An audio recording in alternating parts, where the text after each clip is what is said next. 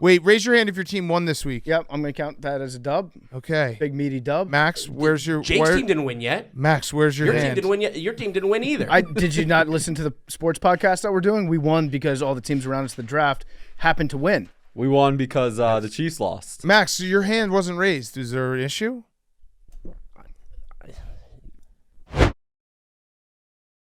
On today's Pardon My Take, Week 14 in the NFL, we've got some great games to discuss. The Bills stay alive. The Ravens look like maybe the 1 seed, depending on what the Dolphins do. We're going to talk Sunday Night Football. We also got to talk Shohei, $700 million man. We did it with Jayden Daniels. LeBron wins the most important title of his career. The first ever. The first ever. A lot of sports to talk about. Great sports weekend. It's brought to you by our friends at Coors Light. Coors Light helps you find moments to unwind. Big work presentation, follow it with a happy hour. Some friends and a cold Coors Light. Weekend chores, take Saturday off and hit the tailgate, even if you don't have tickets to the game. Whenever you need to hit reset, reach for a Coors Light. It's made to chill. There's only one beer out there that's literally made to chill, and that's Coors Light. The mountains on the bottles and cans even turn blue when your beer is cold. That way you always know when it's time to chill, when you need to hit reset. Just open a Coors Light. It's mountain cold refreshment made to chill. And look at this, PFT and I, twinsies. You look awesome today. This is my favorite sweater in the entire world. Are you guys brothers? Yeah, no, yes, no. Remember that, what was that movie? Will Ferrell. Step Brothers. Kattan. No, Will Ferrell and Chris Kattan. Oh, Night at the Roxbury. Yes. The Tobby Brothers. Yes, the Tobby Brothers. That's what we look like right now. But Coors Light is the one I choose when I need to unwind. Maybe you're watching a movie. Maybe you're watching a classic. Maybe you're just sitting watching some football. Do it all with Coors Light. When you want to hit the reset, reach for the beer that's made to chill. Get Coors Light delivered straight to your door with Drizzly or Instacart by going to CoorsLight.com/take. Celebrate responsibly. And Coors Brewing Company, Golden, Colorado. You can see it all over our studio. I think we're going to get new carpets soon. So we love Coors Light, one of our favorite sponsors. Greatest beer ever. That's a fact. So go get a Coors Light right now when you're ready to unwind and chill. Okay, let's go.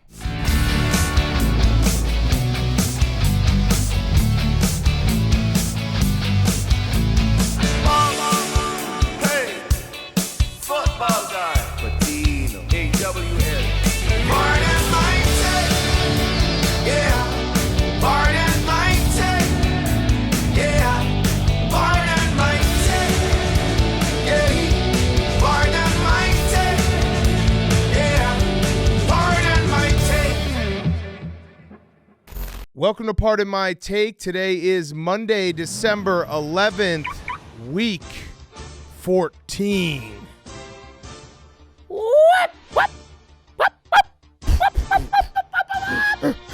Some spread. Not gonna get him. Tick. Hank's taking pictures of us, Teach. We start in the Windy City where DJ Mandy Moore took a walk to remember into the end zone for an early Bears lead.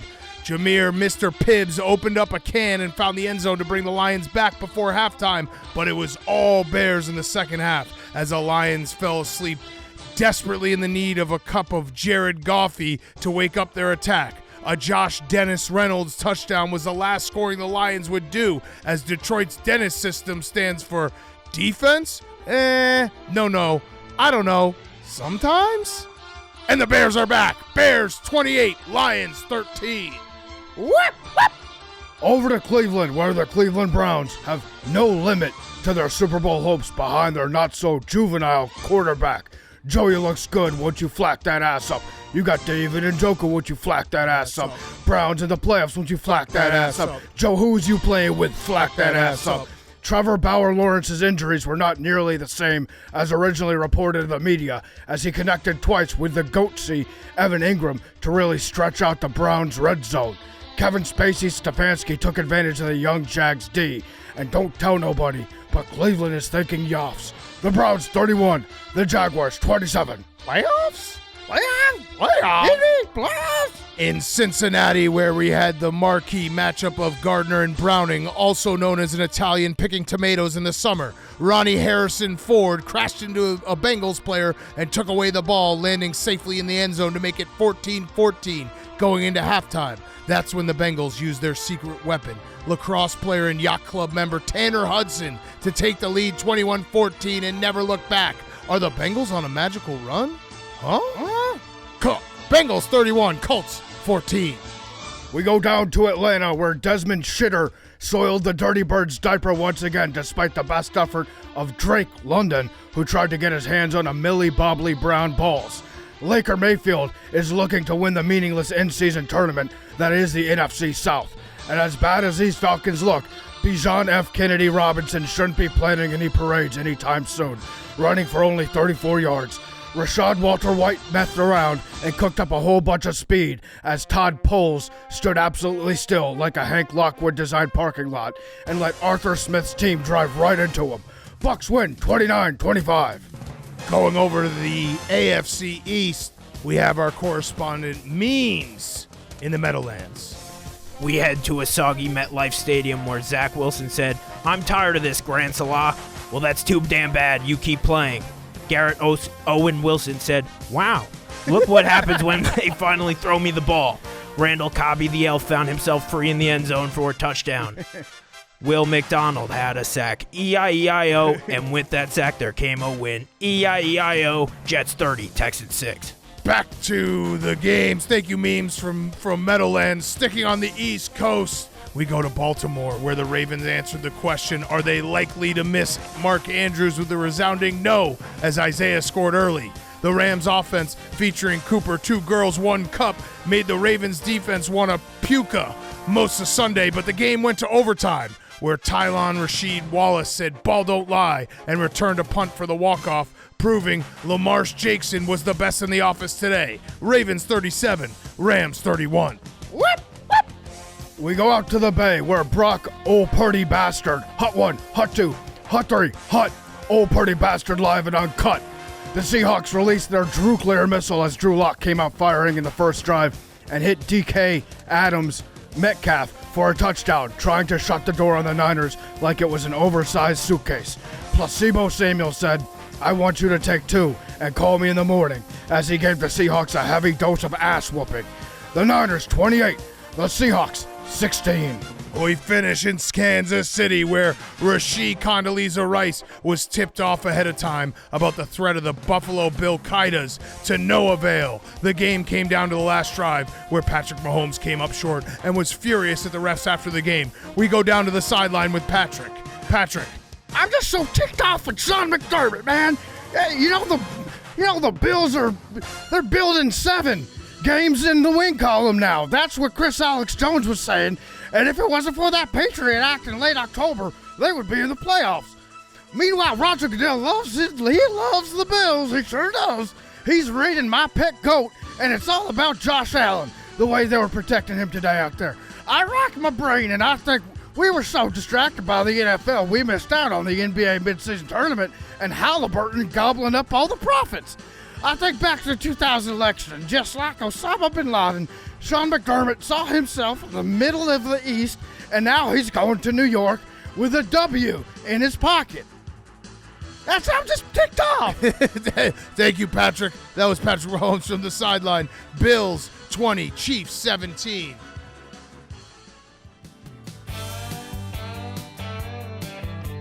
Standing on a corner, Jameis Winston down in NOLA, such a fine sight to see. It's a broken rib, my lord, another broken rib, my lord, another broken rib for the Saints QB. It's Jimmy Graham, he's the man. People forget that he's a ginger and his soul's a sham. The Saints go marching 28-6. I think that was the score. 28-6. I was right. And that is week 14. Fastest 2 minutes, brought to you by our friends at Chevy. There's a new family with unstoppable grit, and they're the official partners of the Pardon My Take family, and that is Chevy Silverado ZR2 family. The first ever Silverado heavy-duty ZR2 joins the franchise to make Chevy ZR2 the only truck brand with a full lineup of trucks ready for wherever your off-road adventures take you. With exclusive Multimatic DSSV dampers, rugged mud terrain tires, and up to 14 available camera views, the Chevy Silverado ZR2 and Silverado HD ZR2, a family with commanding and unstoppable grit. Head to Chevy.com right now. Check out Chevy Silverado and the family of Chevy ZR2s, the official trucks of Pardon My Take. We love Chevy. If you're thinking about becoming a truck person, go right now, Chevy.com, and check out the Chevy Silverado and the family of Chevy ZR2s, the official trucks of Pardon My Take. Okay, week 14 in the books. We are watching Sunday Night Football live on the show. So everyone who wanted Max reactions, you'll get them. We also, before we get into all the games, PFT, we're in a weird situation where usually I'm the one trolling Max. You partake as well, but it's actually Hank right now. It's Hank versus Max. Cowboys fan Hank has come out of hibernation for this game, for this big Sunday Night Football game. I think for the rest of the year. For the rest of the year? Yeah. I just love the people of Dallas. It's a great fan base, great fans. You do, yeah. You certainly do. And But I know that you show them a lot of affection. Yeah, no, that's a great. I just kind of realized it was fun last year, and I'm ready to get back on and ride. Why aren't you wearing the outfit though? Where are the jorts? Jordans. I don't know where the jorts are. where's The earring? Jordans are in my apartment. Shane has the Dak jersey. I probably have to get some. I'm gonna get some new gear though. What about your earring? I don't know. You got to ride your boys. Yeah. It's time. You filthy animal. That's the season. It's time to ride our boys.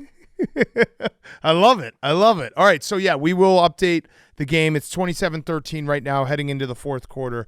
We will update it. Max has quit like 16 different times. Looks like he's gonna cry. He looks like he's going to cry. He's got his resting cry face on. He looks as greasy as ever.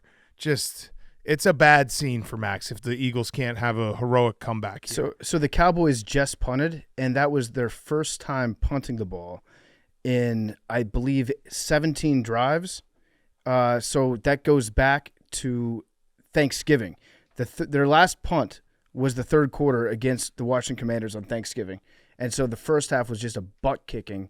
But it looks like the Eagles found a spark. Yeah, they did. Even though Max isn't paying attention to it. Devontae Smith just dropped a touchdown. Make sure you just put memes. Can you cut to Max's face just so people can get a sense of the rest and cry face that we're looking at? I just want people to be able to see it. It's just my face. No, your face looks like it's going to just my cry face. at all times. All right, but we'll get to it once the game goes final, and if there's a big play, we'll oh, there's the cry face. He's crying again. Let's get into some games, PFT. This was a fun Sunday. It was a very fun Sunday. It was a fun Sunday. A lot of good games, a lot of bad games that were good. Yeah, exactly. And there was no better game in the early slate than the Ravens 37, Rams 31. That was an awesome game. It was a lot of fun to watch. We've had a couple Sundays where it started slow, but it felt like this game was good from the jump. And the Ravens now have a stranglehold on the 1 seed. Obviously, the Dolphins still have to play, but they play each other in a couple weeks. But with the Chiefs losing and the Jags losing, it's really down to the Ravens and the Dolphins for the 1 seed. A win they had to have, and they got with a punt return walk-off, which is one of the most electric things that can happen in sports. Yeah, and I'd say that this is a moral victory for the Rams, too. Yes, Rams they played tough. Rams are probably pretty pumped to go to overtime against the Ravens, and they played a good game. It didn't feel like it was a fluke. They've got great players. Puka Nacua playing in this game in the dog shit precipitation with no gloves on. No gloves. Taped his fingers. He's Old a dog. School. He's a dog. That one diving catch that he had, I'm putting that's my catch of the year so far. Wow. When you take into account everything around it with the weather and the stage and who it was against, that's my catch of the year so far with Puka Nacua. That was an unbelievable catch, and he's so much fun to watch. And yeah, because we were watching all the games, so then when they show that play and we all gasped at him catching that, and then in slow motion, like, wait, he's not wearing gloves. What the fuck? Feels better, skin on skin. I don't understand that, because the way they make the receiver gloves now, it is like the easiest thing to catch a ball. Yeah, he's playing the game on expert mode right now. That's how good his rookie season's been. Yeah. But I wrote down Rams played tough. Like, that was a game. We've seen it with the Ravens. They've hosted a couple teams that were quote unquote for real with the Lions and the Seahawks and absolutely killed them. There was a chance going into this day where it's like this could happen again to the Rams. They went toe to toe with them. It really was just kind of clock management at the end, and then that delay a game they took in overtime to make it from a 3rd and 4 to a 4th and 9, and having to punt. that was the game. It was like little minor errors where the game was high played, so it was like you can't. They also blew like 3 coverages where it felt like the Ravens had multiple times where guys were just wide open. Likely was wide open on that. Wide open. He was college open on Yes. that one. We also had a couple great just small moments in the game. Lamar kicking the ball into the stands on the safety. He kicked the fuck out of that ball. Also, is Lamar ambidextrous? I think so. So that's the second time we've seen him kick a ball, and they both have been left-footed. So I'm pretty sure that Lamar Jackson is better with his offhand than like 99% of the population is with their strong hand or foot. Because he did that, I think it was like a year or two ago. It was a play that was whistled dead, and he punted it, with his left foot. And then today he he kicked the safety out with his left foot. He should start throwing left. Or kicking. Well, actually, no. So Justin Tucker, we said last week, Younghoe Koo surpassed him as the most accurate kicker in the NFL. Yeah. Tucker took it back. Yeah. He heard the people talking. He took it back this week. That was nice to see. I don't think, like, Younghoe Koo's off to a nice start, but Justin Tucker's, at one point, was worth a first-round pick as a kicker. Yeah. No more. But also, we had a great challenge throw from Harbaugh. Harbaugh really let that flag He fly. Absolutely launched it. I would try to hit the ref if I was a coach and I had a challenge flag. Where are you at with the Ravens? I feel like the Ravens are the team in the AFC now that has maybe the least amount of – because the Dolphins, I believe in the Dolphins, but you can all make the argument they still have not beaten a team over 500. The Ravens at their best have looked really, really good, and they also, in a weird twist of fate, seem like the team that is the healthiest. Which is crazy. What happened to Hamilton today? Although Mark Andrews is out, and that is big. But Hamilton went out. Hamilton went out with a knee injury. Yeah, MRI. but the quarterback helped. They're getting healthier, right? And they're going to get a big free agent pickup in Andrews at Yes. the end of the season. So yeah, no, I believe in the Ravens. I think the Ravens are the best team in the AFC. It's them or the Dolphins, and we get to find out in a couple weeks. Yeah, we're going to find out. But as of right now, gun to my head, Ravens. I think Ravens, their defense. Yes, and this is just more of a credit to Sean McVay because it feels like we should do the conversation that this might be Sean McVay's best coaching job because it is a group that is not like star-studded. It's not like the Super Bowl team. Their defense is a lot of young guys and Aaron Donald, and their offense, I mean, Puka Nacua was a fifth rounder, and it just in Kyron Williams, like they just time and time again, Sean McVay just schemes everyone open and has an offense work that is incredible. And they've got draft picks this year, meaning that they're going to have some stuff to bundle up and trade for an active player. I also, this has nothing to do with the actual football game, but it's just as important. I love when a coach, when there's bad weather, decides to go full on deadliest catch outfit, and Sean McVay did that today. He had like the full blue rain suit, looking like he was about to like perfect storm just hit the biggest hurricane ever, and I think it rained for maybe like a quarter. I like that too. They just look so funny. You got to go one of two ways, I think, with it. One, I like when you get dressed up in a poncho, and you look like you're going to a Gallagher concert. The second way I like is when the coach just pretends that the weather doesn't exist. Yes, like Daboll's done that a few times. Yes, where he's just like, you know what, I'm just going to headbutt the rain until the rain quits. Yeah, I'm going to stay here and make it hit me until it's sick of hitting me. Speaking of that, Aaron Donald, when he's getting like triple teamed over the course of a game on almost every play, do you think at any point the offensive linemen feel bad when there's just 3 of them beating the shit out of him every single snap? No, because then he just turns around and beats the shit out of them next time that he has a chance. Every time he gets the opportunity. But yeah, I think they're like, this is nice that we finally have a chance to beat his ass. The game plan was just don't let Aaron Donald beat you. Yeah, that's what the Ravens were trying to do with their offensive line.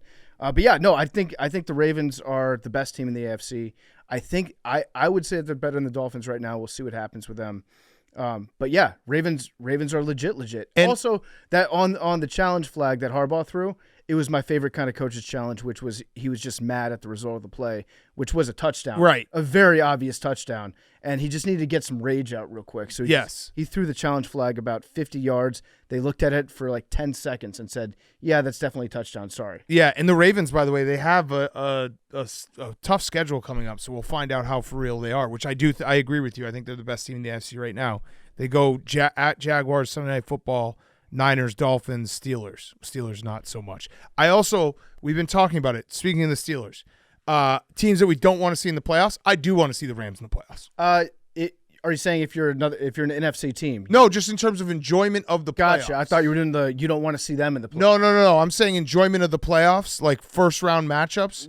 The Rams is a team. The Rams are a team that I wouldn't mind watching play more football. Yeah. I don't really want to see the Vikings or the Seahawks, no offense to both those teams, play more football because I feel like the Rams have just a different gear that they can. It's probably just because of the quarterback. When I mentioned the Seahawks and the Vikings, like Stafford could beat anyone. Yeah. If he's on his A+ game. Stafford did a very unnecessary sidearm pass today. He likes to whip that out every now and It was kind of like because he's like, I want to give Dan Orlovsky some red meat so that he can really glaze me up when he sees me on NFL Live this week. So let's just do a sidearm pass for no reason. It was kind of a LeBron no look where he does the no look where he's looking and then he just whips his head at the last second. Yeah. He kind of did that where he was definitely looking, did a sidearm, and then whipped his head around like, see that? No look. But to your point, looking at the NFC, there's really no team that I want to see fill that last spot in the NFC. So if I were to say pick one of them, probably the Rams. I'm just talking, enjoyment of watching football. Definitely nobody from the NFC South. I hope nobody makes it from that division. Yeah, I hope they just eliminate the whole division. Not Green Bay. You know who I'd like to see? Yeah, the Chicago Bears. The Chicago Bears. We can talk about it in a little bit. It's possible. I've charted out a path. It's possible. I've charted out a It's path. unlikely, More but to possible. come. I guess the real question is, would you rather see the Rams or the Seahawks in the playoffs? And the answer is the Rams. The answer is the Rams. The answer is the Rams. Okay, next game. Drew Lock, though. No Drew Lock. No Drew Lock. Big Cat, before Dolphins Twitter comes after you, their win over the Broncos is now against a team over 500. No, they didn't beat a team over 500 at the time. Well, at the time, yeah. Yeah, that's when it counts. Yeah, I guess, I mean. Yeah. You got to beat a team that's they good beat at the teams time. Over 500. No, you got to. It's at the time. At the time. Yeah, and I think the closest. It's the time you play them. The Raiders were the closest. Yeah, Right. but now it's a good win. No, it's got to be when you play them, they have to be over 500. No, because different no, than college. Jake, 500. because those Broncos were not these Broncos. Right. Yeah, but there's the Broncos. No, you gotta be fucking me. That was a flag. Shit. Max, that was a flag. All right. That was a flag. Yeah, no, you have to be over 500 when you play them. That's beating a team over 500. Yeah, I guess it's different in they college. beat a team under 500. Right, but if this was college, Well, it it's looks not. like it's a good win. You're talking net rating? Yeah. In It's a terms good of win Quad now. ones? In terms of the computers, Quad ones, Yeah. quad twos. It moves to a quad one win now. now look favorable. And you beat a quad one team by 50. Max, talk to us, Max. Talk to us, Max. Use your words. I mean, the Cowboys have gotten bailed out on every fucking drive. Yeah, that was the cry. That sounded like it was not live, Max. That sounded like it was a Max soundboard. Yeah, That was, Yeah. that was tough. that's AI. We should Can we- start. We yeah, should let's make a make- Max soundboard. we need a Max I would soundboard. love a Max soundboard going I love the forward. yes. Yes. He's closing the gap on Marv Albert for best yes chant. Yeah. Yeah. We haven't heard any really in the last two weeks. True. He's been void of yeses. Okay, next game up. Browns 31, Jaguars 27. Joe Flacco, elite. 3 touchdowns, 26 for 45. Only one bad Joe Flacco pass, interception. Joe Flacco, he's commanding the Browns offense, and he has been named starter for the rest of the year. Yeah, we're getting ahead of ourselves a little bit. I think we all just assumed he was going to be starter for the rest of the year. But I to said come out that- and say it out loud is a different thing. I said that Kevin Stefanski should not have done that because the Browns quarterbacking is like the drummer for Spinal Tap this year, where it's like as soon as you name a starter, they get injured. So I hope that doesn't happen to Joe Flacco. Yeah. But yeah, you could have just let it go. If you're a Browns quarterback in general, it's like you're an extra and final destination. Yeah. It's a matter of when, not if. That jersey is going to look sick with Flacco on it, though. That's a great name to just look back on and remember for a while. Yeah, and it's also so the Browns now have won a game with 4 different starters this year. Yeah. That's perseverance. So from Browns PR, Joe Flacco was the first Brown to throw 3 touchdown passes of at least 30 yards in the same game since, any guess when? 1980. Long time. I would not have gone 9. Long time. You remember Brian Sipe? Yep. Don't you? You remember Brian Sipe, that legend? Dude, he slung it. Yeah, 43 years since the Browns have done that. Flacco's taking this offense and putting in demon time. Yeah. Because the offense is moving the ball well.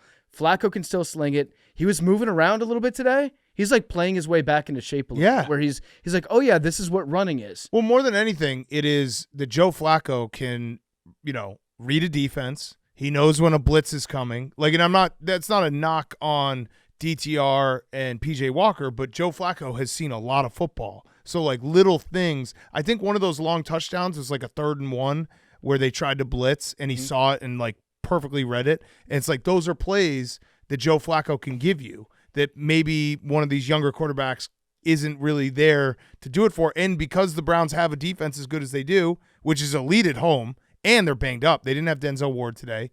They didn't have Juan Thornhill. Myles Garrett's still banged up. And they still were taking the ball away, making Trevor Lawrence, like, what, he had 3 picks? Yeah, JOK was outstanding today. Yeah. Like, they're just a really good football team, and I'm excited for Browns fans. They are. Flacco is now 10-2 in that stadium. Wow. Time.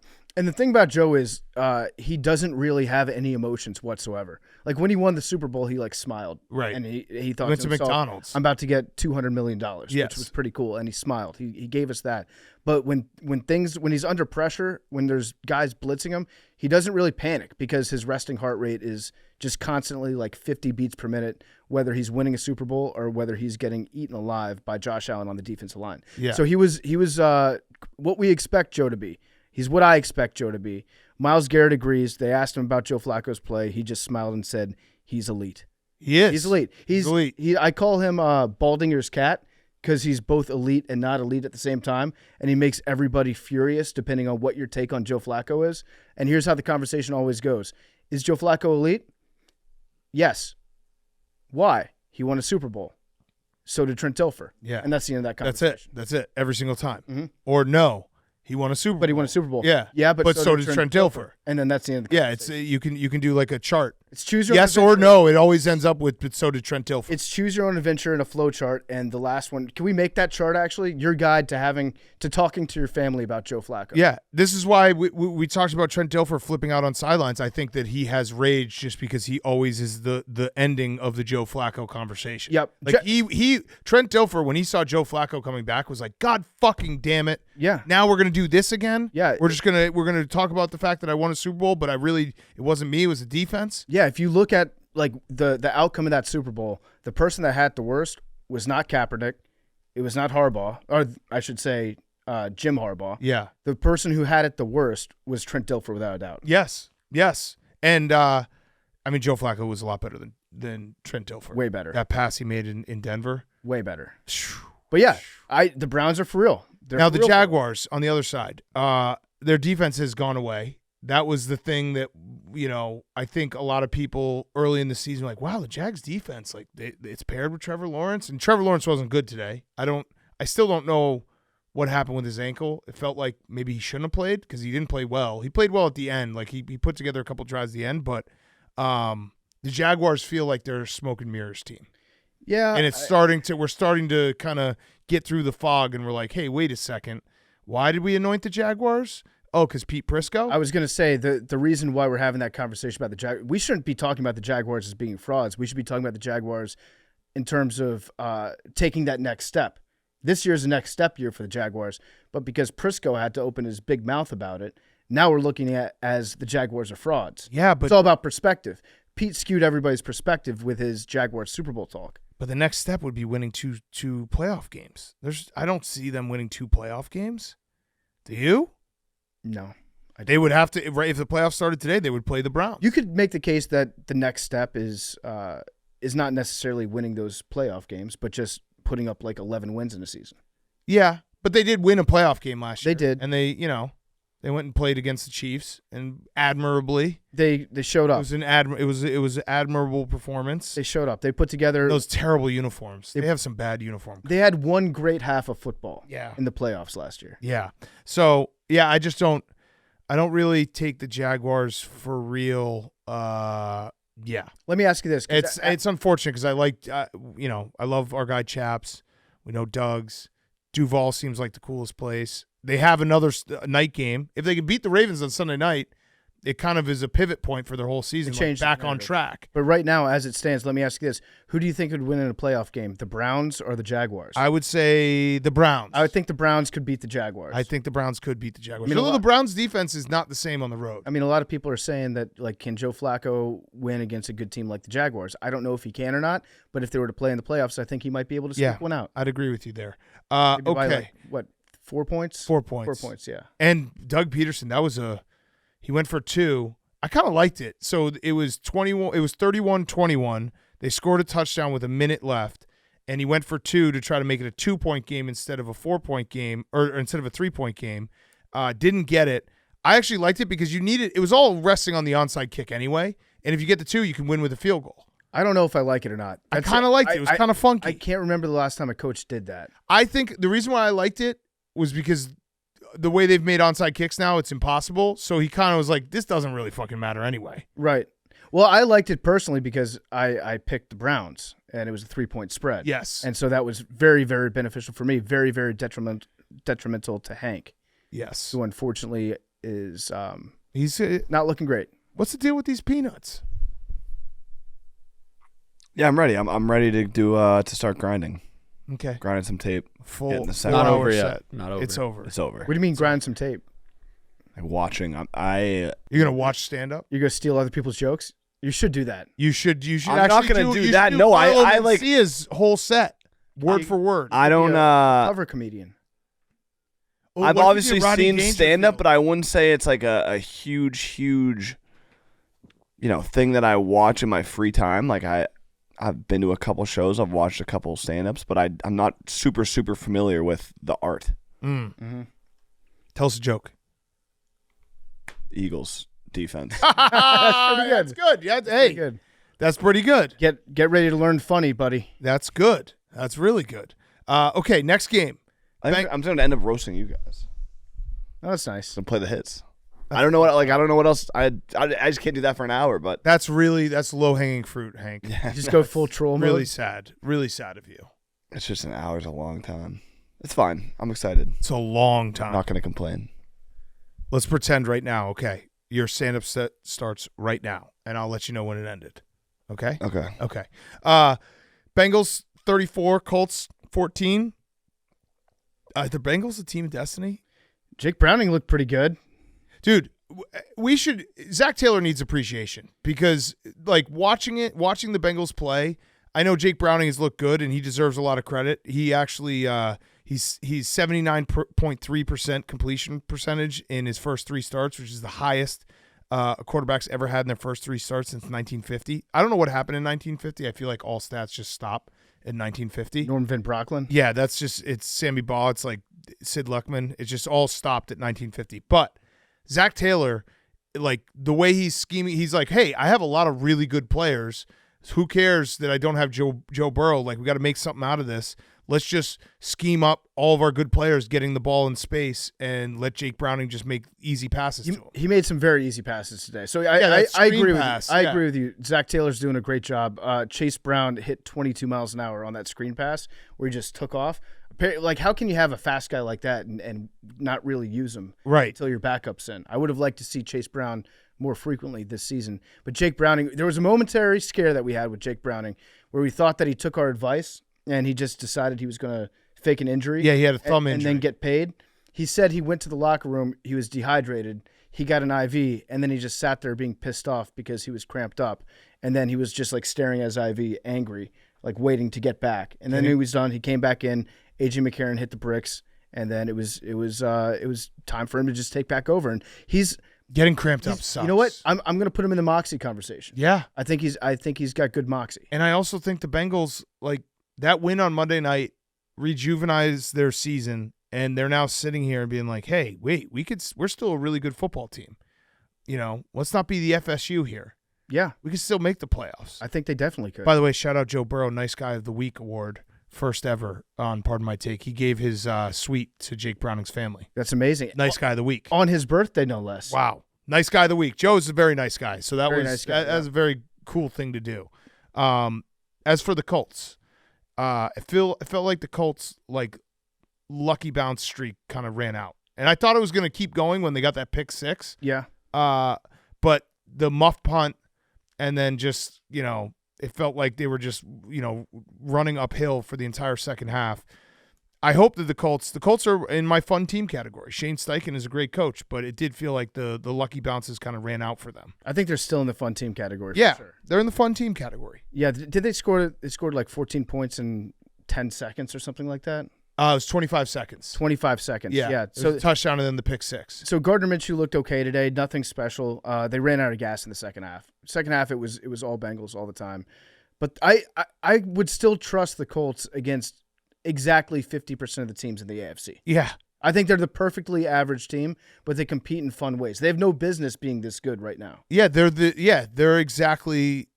exact average team. Like if you're like, hey, who could beat everyone below them and lose to everyone above them? Well, the Colts. The crazy thing is, I think of it more in terms of who could beat the best teams if everything broke their way, and who could lose to the worst teams if everything broke the wrong way. Yeah. So the Colts beat the Ravens this season. That's true. And I also wouldn't be surprised if they lost to literally any team. Yeah, that's also true. Yep. Okay. Next up. Oh no, Max, that was a fumble. Oh. Max, I think that was a fumble. Are you going to say anything, Max? Might have been down. Max, are you going to say something? I think he was down. Okay.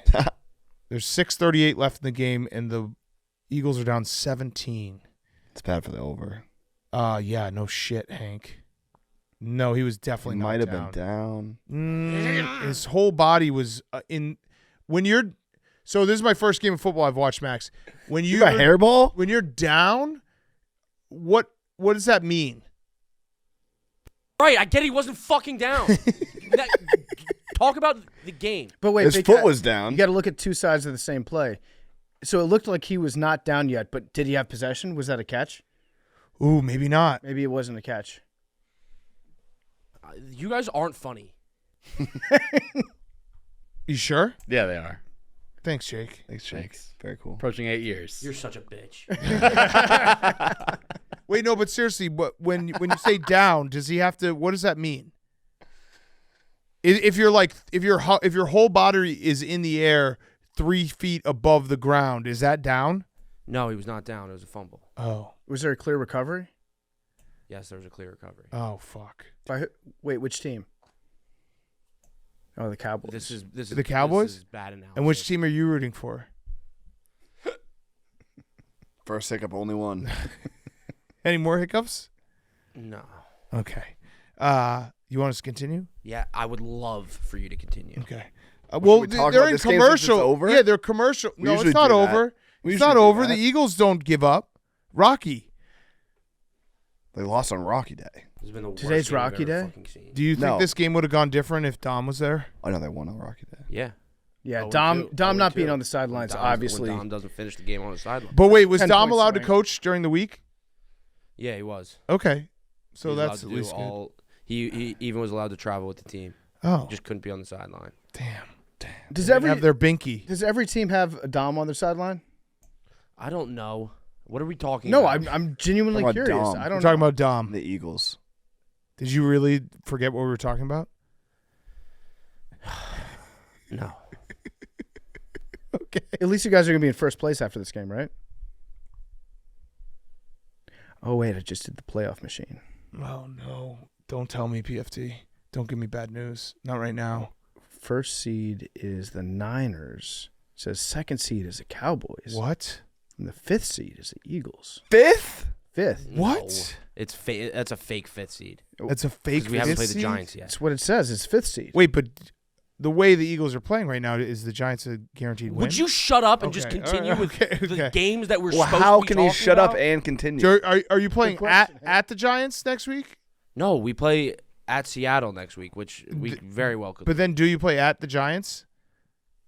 We have to play them both. Oh, you haven't lost a game in Meadowlands, have you? I don't know. You're so annoying.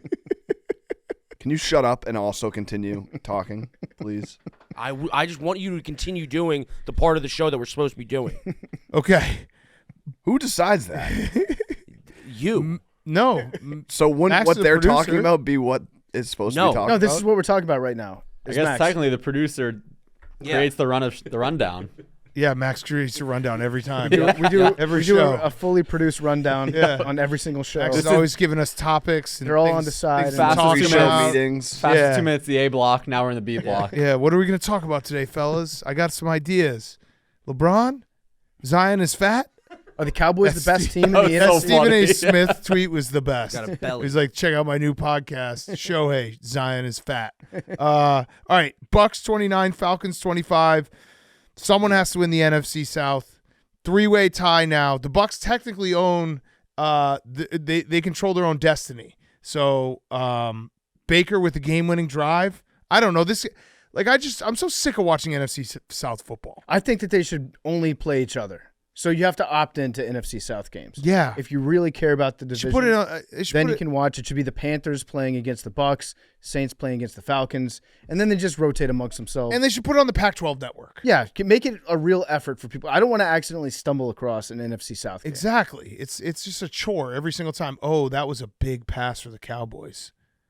Oh my God, he caught it. Well, Max is probably happy, right? He's a Cowboys fan. Oh wait, his favorite team is the Eagles. It's the Eagles. I forgot. Shit. A couple highlights from this game with the Bucs and the Falcons. Goldberg Yes. destroyed a Bucs fan. Yes. Just planted him into the earth. Still got it. Broke a few ribs. Goldberg should play. Still They got should it. let Goldberg play. Yeah, he can play football. Played at Georgia. Yeah, he was a good player. Yeah. Also, fun fact from this game: the Bucs had 9 players on the field for Bijan Robinson's touchdown. Oof. So typically, you There was want that also- unless you're Notre Dame. There was also a Bucs touchdown. I think it was White who scored, where it looked like the Falcons were like maybe had a bet who could not tackle him. Yeah. They all just kind of flailed around, and he scored a touchdown. But yeah, it was good for Baker. I'm happy for Baker. I don't want to see an NFC South team. I think we've said the Falcons just because of their names, but I'm so sick of watching Desmond Ridder play football. Yeah, if it's Heineke, then I definitely want to see Yes. the Falcons in the playoffs. That Desmond Ridder, I know he played well in the fourth quarter. Like both teams, like, oh shit, we got to try to win this game. But the interception, the fumble in the end zone, the missed pass to Bijan, where it was a walk-in touchdown and he missed them. Mm-hmm. I'm just kind of done with Desmond Ritter. I think done with watching him play football. I think pretty much everybody else out there is done with Desmond Ridder. I think It's enough. I think Falcons fans understand It's enough. Desmond Ridder is not the guy. We've had enough. We don't want any more Desmond Ritter. We're please asking out of all future Desmond Ritter. Now that said, if Koo had made 2 of his field goals that he missed, True. different game. True. But yeah, someone's got to win the NFC South. 3-way tie. All teams, 6 and 7? Yep. 6 and 7, and the Bucs control their own destiny, which is crazy.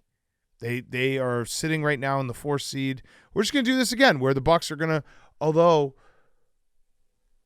the Bucs, if they get the 4th seed, who would they play? They'd play against the Eagles. Oh, right now. Oh, that's actually a pretty good That's an game. easy dub for the Eagles. That's a Yeah, pretty easy good game. Easy game. So you'd almost rather lose this game if you're the Eagles.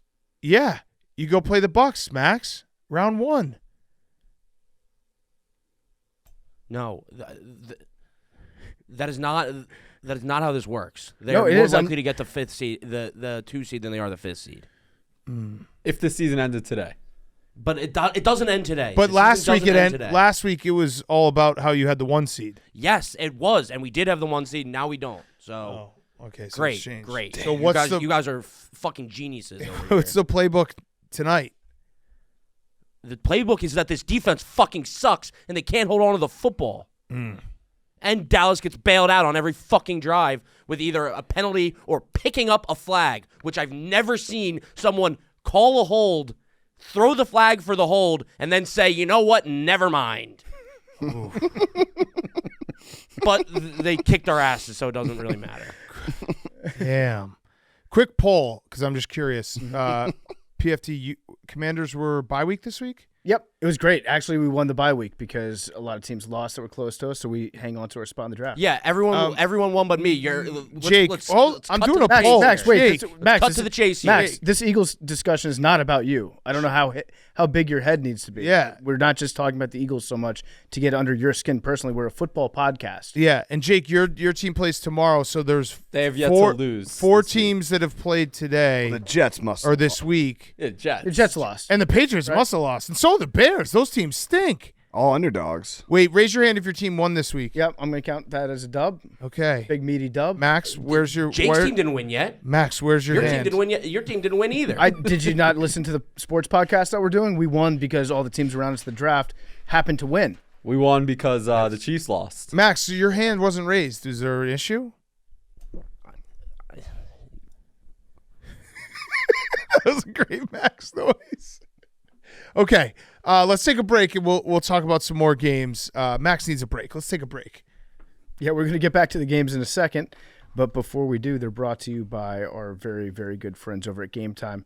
I love Game Time. I love using Game Time. It's the easiest way to find tickets. It's the easiest way to find the best deals. They've got flash deals. You shouldn't have to worry when you're buying tickets to your next big event. There's only one place to go, and that's Game Time. It's the fastest, it's the easiest, and it's the place where you can buy tickets for all the sports, music, comedy, and theater events near you.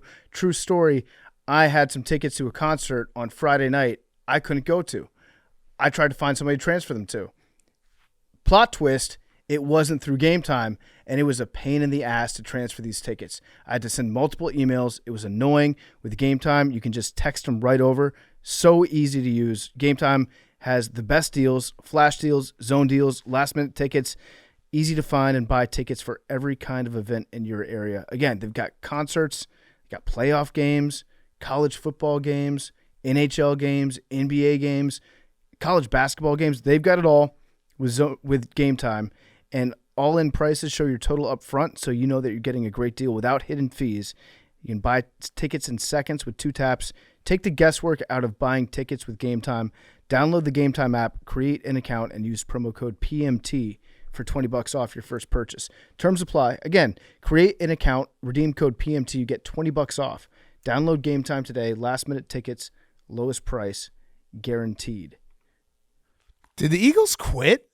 They didn't use any of their timeouts. Yeah, I think, not so much quit as they waved the white flag. That's not quitting. It's different. I wouldn't quit. I would never quit. But thank God I have a reminder You have for to you drag today. me off the field. You said December 11th, Yeah. Eagles to win the Super Bowl. No. On the August I was right. 9th episode. I was right about the getting the best price. Yeah, because the schedule. At this exact moment. Credit to me for calling that because of the schedule, but no. They're not winning the Super Bowl. The defense just doesn't look right. They're not winning the Super Bowl. All right, let's talk about a team that might win the Super Bowl. Bears 28, Lions 13. The Bears are back. I'd say you guys could mathematically make the playoffs. So Mathematically. I'm not going to get ahead of myself, but I'm totally going to get ahead of myself. The Browns are going to be a very tough game, but if the Bears can somehow win next week, they play the Cardinals and the Falcons at home, and then week 18 would be at Lambeau with some implications. Mm-hmm. And if you just took out September, if you just pretended September didn't exist, the Bears are actually a good football team. Matt Eberflus and Justin Fields, they have now won back-to-back games for the first time. That's cool. Wait, today was the first time? Yeah. Yeah, today was the first time. And you're thinking about keeping both of them. I don't think they're – so we're in a problem because I think they're going to take Caleb Williams, which I'm all for. Matt Eberflus has done an incredible job with his defense. I don't know what to say. Like, it's kind of hard to – like, the defense has been incredible. It has. Like, Montez Sweat, I remember everyone laughing at that. He was an absolute monster today. Brisker had 17 tackles. The guys that, the linebackers that Poles brought in have been good. The defense is lights out. And he is the defensive coordinator because our defensive coordinator somehow mysteriously left under very, very weird circumstances. HR was involved. So I guess we'll have to play the string out and see. But people have been like, hey, don't you want to lose for tanking? No, we have the Panthers pick. So I want the Bears. This is when you have to start changing the culture. This is when you have to start winning and being like, hey, we could start winning some games. You build off this. You build it for the next season. Like, this is when you do it. Can I give you some advice as an unbiased outsider? Yeah. Take Caleb Williams. No, I think they will. I'm all for it. And get a brand new coach. I'm all for it. Justin Fields is great against the Lions. He really is. Like, he's always running around. But do not fall into this. No, I'm not. If you win a few games. Justin Fields No, I want you to hear me when I say this. No, I know. I want Caleb Williams. If they win out this season. Yeah. I think they're going to keep Matt Eberflus. And they're in the hunt. I think they're going to keep Matt Eberflus. You should want Matt Eberflus on the other side of the sun. I want him to be the defensive coordinator and just take a demotion.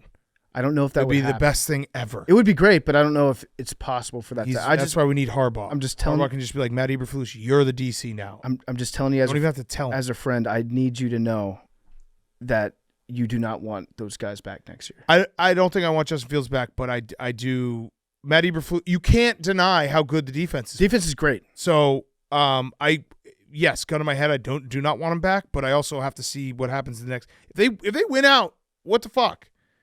They're a good team. Yeah, so it's important for the other guys that are in that locker room to end the season knowing that they can win football games. Yeah, that's going to be big going into next year. But don't start thinking crazy on me and think that maybe Matt Eberflus has figured out how to become a great coach. His defense is very, very good. Very good. Very good defense. As for the Lions, now Lions fans are going to be mad at me because I actually said on Friday I think the Bears can win this game. There were people who were like, "You're an idiot. You're so stupid." The Bears. I think what's happened is because the Bears were so bad in September, and people rightfully so threw them in the trash and were like, "This team sucks." They haven't paid attention. Obviously, I'm watching every game. This team does not suck. They're not good, but they're definitely not bad. They're if you did a list of power rankings of all the teams in the league, they're in the 20s somewhere, like early 20s. They're not in the 28, 29, 30 range, which they were in September. The Lions though, Lions fans are going to be upset because the intentional grounding call was bullshit that then led to Aiden Hutchinson jumping offside and Justin Fields throwing a dime to DJ Moore for a touchdown. My counter argument to that, so I'm admitting that it was a bullshit call. My counter argument to that would be, did that call stop the Lions from getting a first down until 9 minutes left in the fourth quarter? Probably not. So that really, the Bears were the better team on Sunday. That call was very big, and it sucked because it was probably the wrong call. But I'm not going to apologize because the Bears were the better team, and their defense played better. And the Lions' defense still is a big question mark of what the hell is happening. Yeah, so the Lions, it was their defense. Yes, their defense was very bad today, but also their offense wasn't that good. They scored 13 points in the second quarter. They didn't score any points outside of that second quarter. It was pretty inconsistent. Jared Goff is a friend, great quarterback, even better guy off the field for Facts. He struggles with a cold. Yeah. They need to have a home playoff game, and I think they will. They should still win that division because I don't think anybody else really is capable of doing that right. They're the best the Packers are definitely capable of doing They're the best team in that division by a wide enough margin for it to be relatively certain that they're going to win it. But But you better win that division because you don't want to go anywhere and play outside. That's not as secure as you think it is. Because they have to play the Vikings twice, and the Vikings are 2 games behind them right now. I think if the Packers win on Monday, they're 2 games behind them. I think the Lions will take care of business against. I'm not worried about the Vikings anymore. If I'm the Lions, okay. If you're a Lions fan, you're not saying, "Oh, the NFC North is all wrapped up." I can guarantee you that it's not wrapped up. But I wouldn't panic in terms of winning that division. They have not looked good. They've not looked good in the last 3 weeks. That's a fact. Actually, 4 weeks because the Bears completely choked away the game that they played at Ford Field, a month ago. And Dan Campbell said afterwards, "I need to put a little more. I need to push a little more. I need to be more irritable." That's gonna be fun for the Lions. Yeah, he's gonna have to figure out a great speech to give this week. I got one. Here's one. We're gonna throw the ball more frequently to Jameson Williams. Yeah, and Sam Laporta. Again, throw the ball to Jameson. He's fast as fuck. Not when the Bears secondary is flying around. I know people, they love when I'm very much down. It's exciting. I'm excited about the Bears' future because their defense is something to build on, and they have offensive weapons, and they have the number 1 pick. It's exciting.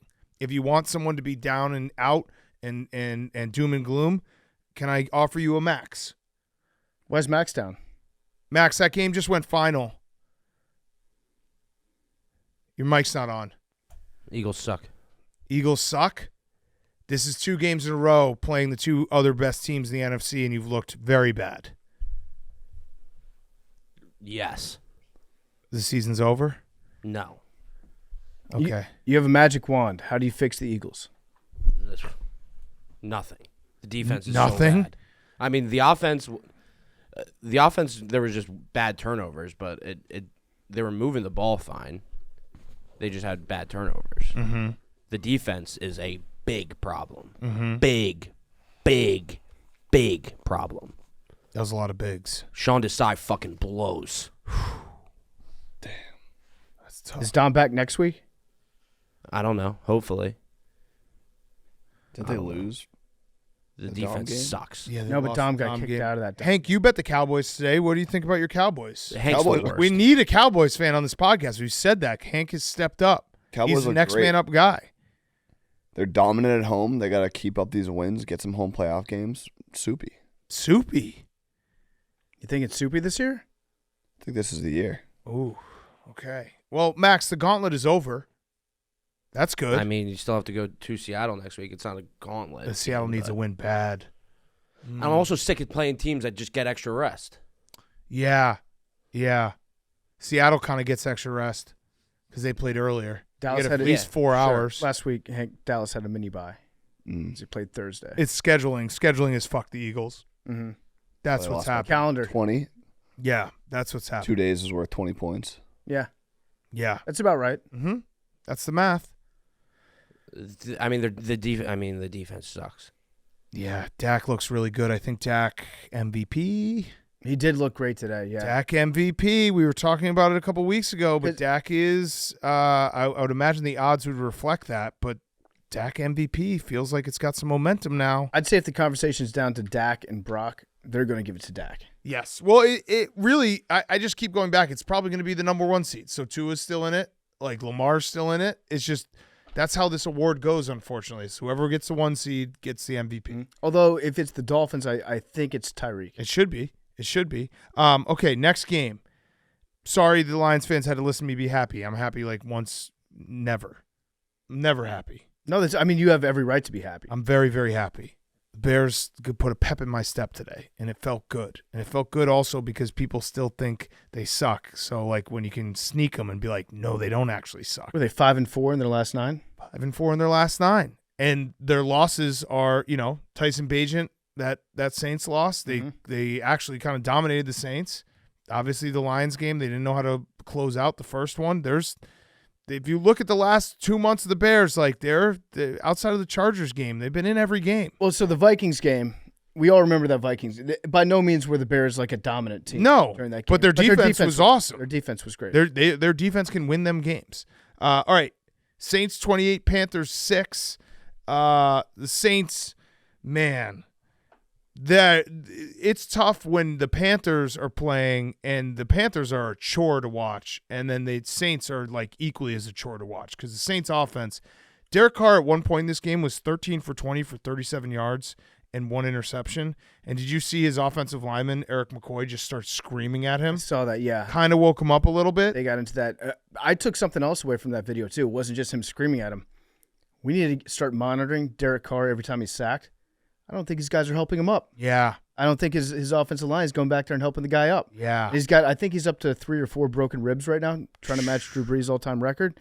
I think he still has like 10 more to go for that one, but still, that's an unbreakable record, I think. Yes. Drew Brees playing with like every single rib shattered into his lungs. He was Marilyn Manson for that one season. You think- sucking his own dick? You think, well, yeah, Derek Carr, could he? Yeah, probably. He's got his brother do that He's for got him. yeah. Oh no, his brother's busy saying that Marcus Mariota should start for the Eagles. Yeah, my favorite maybe? My favorite thing about David Carr is I'm that joking. he blocks people who make fun of his brother Yeah. online. That's just he's ride or die. Ride or die. But yeah, this game was the Panthers are just so bad. And Chris Tabor, their interim head coach, usually you get a bounce with your interim head coach. They got negative bounce, so much so that he's a special teams guy and they got a punt block today. Like that's the one thing, if you're the interim head coach and you're a special teams coach, you need to make sure your special teams is like elite and never fucks up because that's the one thing that you should be able to handle. He also might just be. It might be the lack of him being on special teams. Yeah, I don't think so. I think that's why they're doing that. The Panthers should definitely do the thing where they have a different interim coach every single week. Try to get that bump. Keep going with it until you find a guy that gives you a bump, and then rotate again. That's what you should do. The Panthers are so tough to watch, so hard to watch. I put a bet in today on every team to score a touchdown, and in the early slate, I just needed the Panthers. And I feel so bad for Panthers fans out there. The fact that you have to go through this week in, week out. Bryce Young, the guy still hasn't figured out that he can't outrun a defensive lineman at full speed from a standstill. Correct. He tries to do it all the time, and when he realizes he can't, then he starts drifting backwards and makes a sure sack, an even worse sure sack. Yeah, his first half, he was 3 for 15 for 28 yards. Yeah. Yeah, it's bad. really bad. The highlight. Aren't you happy though? Because like you got the plug pulled on you because the Vikings-Raiders game, which we're going to talk to, was That would have been disaster. that would have been a disaster. It would have been bad. The highlight of the game was Miles Sanders almost scoring a touchdown. Yeah. And he got tackled at like the 2. And then you guys backed up 15 yards. And then they just went sack. Is it not time to start asking Andy Dalton? Yeah, Andy Dalton, the one game he played, he looked really good. Oh, he looks great. Or it on might the have been 2 sidelines. games. Yeah. Have you noticed this Yeah. is the Andy 2.0 that we're looking at right now. I don't know. Andy Dalton probably is like, I'm cool with just catching a check here. He probably doesn't Fine. want to get in. I'm thinking that maybe the Panthers just want the Bears to get a worse draft pick. What do you mean? I don't know. Maybe they're just I don't know. No, that makes no sense. I guess it probably doesn't. But why aren't they putting Andy Dalton in? Because the game? they drafted Bryce Young. You can't bench the guy you drafted 1 overall his first season. I would consider. Why? You're You're not trying to win. I would consider sitting him down because he's. Or you are trying to win, but you're not able to win. It doesn't matter. Like nothing matters. Nothing matters. Because everything that he's being taught this season is from a guy that's not going to be there in like 3 months. Yeah, but then you just gotta get some game tape out there. See if he can overcome adversity. Yeah, you can't bench your first pick overall. It's for his own good. For no reason, really. Like there's nothing to bench him for. Except for that he sucks. I think it's just like the people that are coaching the team right now are going to have. He's not going to like take any developmental steps with this group of interim coaches. That's all I'm saying. More games. Just find out, how bad you are. Maybe I'm asking specifically for people that have You to don't watch want the Panthers on television. You don't want the Bears to have the first pick. I see what you're doing. No, I do. Yeah, you want Andy Dalton to play and win a couple games. I want Andy Dalton to play just so that Can I tell you? I can watch the Panthers. Can I tell you what would be worse than me having the first pick? That guy right there. No, it's not. That guy. This isn't that about guy you having the first pick. I'm not that guy. But there's no reason to play Andy Dalton. What's wrong with that? The reason to play Andy Dalton is that he's better. But there's no reason to he's not your future. He's not you drafted him 1 overall. You might be. You have to play him at least. You might be doing more damage to him by keeping in these games. Did Mark Schlereth teach us that? The whole idea of bench, having a guy sit. It's like, now you got to find out right away. I'm just rather saying, find out right now. I'm just saying he's not. I don't think he's going to get any better with the team that's currently around him right now. Well, if he gets worse, then he's not the guy. Yeah, but what if he wins a couple games and the fans start believing in him and they're like, we don't even want a quarterback if we get the first pick? Yeah, we have Bryce Young. Yeah. There's no reason they're not going to get the first pick though, Hank, because that goes. No, they're saying that they wouldn't. No, Hank's it's saying okay. Hypothetically, if they were to win enough games and still had the first overall pick, they wouldn't take a quarterback. But no, that pick's going to Big Cat. True. Yeah, I have that pick. I hold that pick. And you don't want a quarterback. I tuck that pick in every. No, I do want a quarterback. I want Caleb Williams. We went through this. We talked about it a lot. I tuck that pick in every night. I kiss it right on the forehead. I do not want Hank to get the first overall pick. I love you, pick. I love you first. If I could have it my way, I would suspend all NFL operations for a few years and just hold on to that first pick for as long as I could. Just, What are you looking at me like that for, Max? You gonna cry? I'm just watching you do the show. Okay. All right. Yeah, this game was a disaster though. NFC South is a disaster. It's a chore to watch. Pac-12 network. Yep. Save the Pac-12. Put the NFC South there. Jimmy Graham's back. Jimmy Graham is back. Huge. Yeah. He almost dunked the ball over the upright. At what point is Derek Carr going to sit down? He's getting hurt every single week. He has so many injuries, and he's just so I'm not going to let. I think he knows that Jameis is better than him. He's selfish. Yeah, he is. It's messed up that they put Jameis at the end of games for kneel downs, just tanking his stats. Yeah, I know. I'm going to need Jameis 101 to make sure on the next Jameis graphic you include some asterisks on why Jameis's all-time stats are worse because of these kneel downs. Yes. Please do that for me. Yes. All right, next game, Jets 30, Texans 6. This was a wild game. Oh, was that memes? I said, fuck yeah. Fuck yeah. This is a wild game because it was 0-0 at half, and it was all punts in the first half. And then Zach Wilson, spark. Mm-hmm. I might be back into believing in Zach Wilson. He looked good. Zach Wilson looked great. He looked good, memes. He looked really, really good. And it wasn't just the fact that he wasn't Tim Boyle. It's not just the fact that he wasn't Trevor Siemian.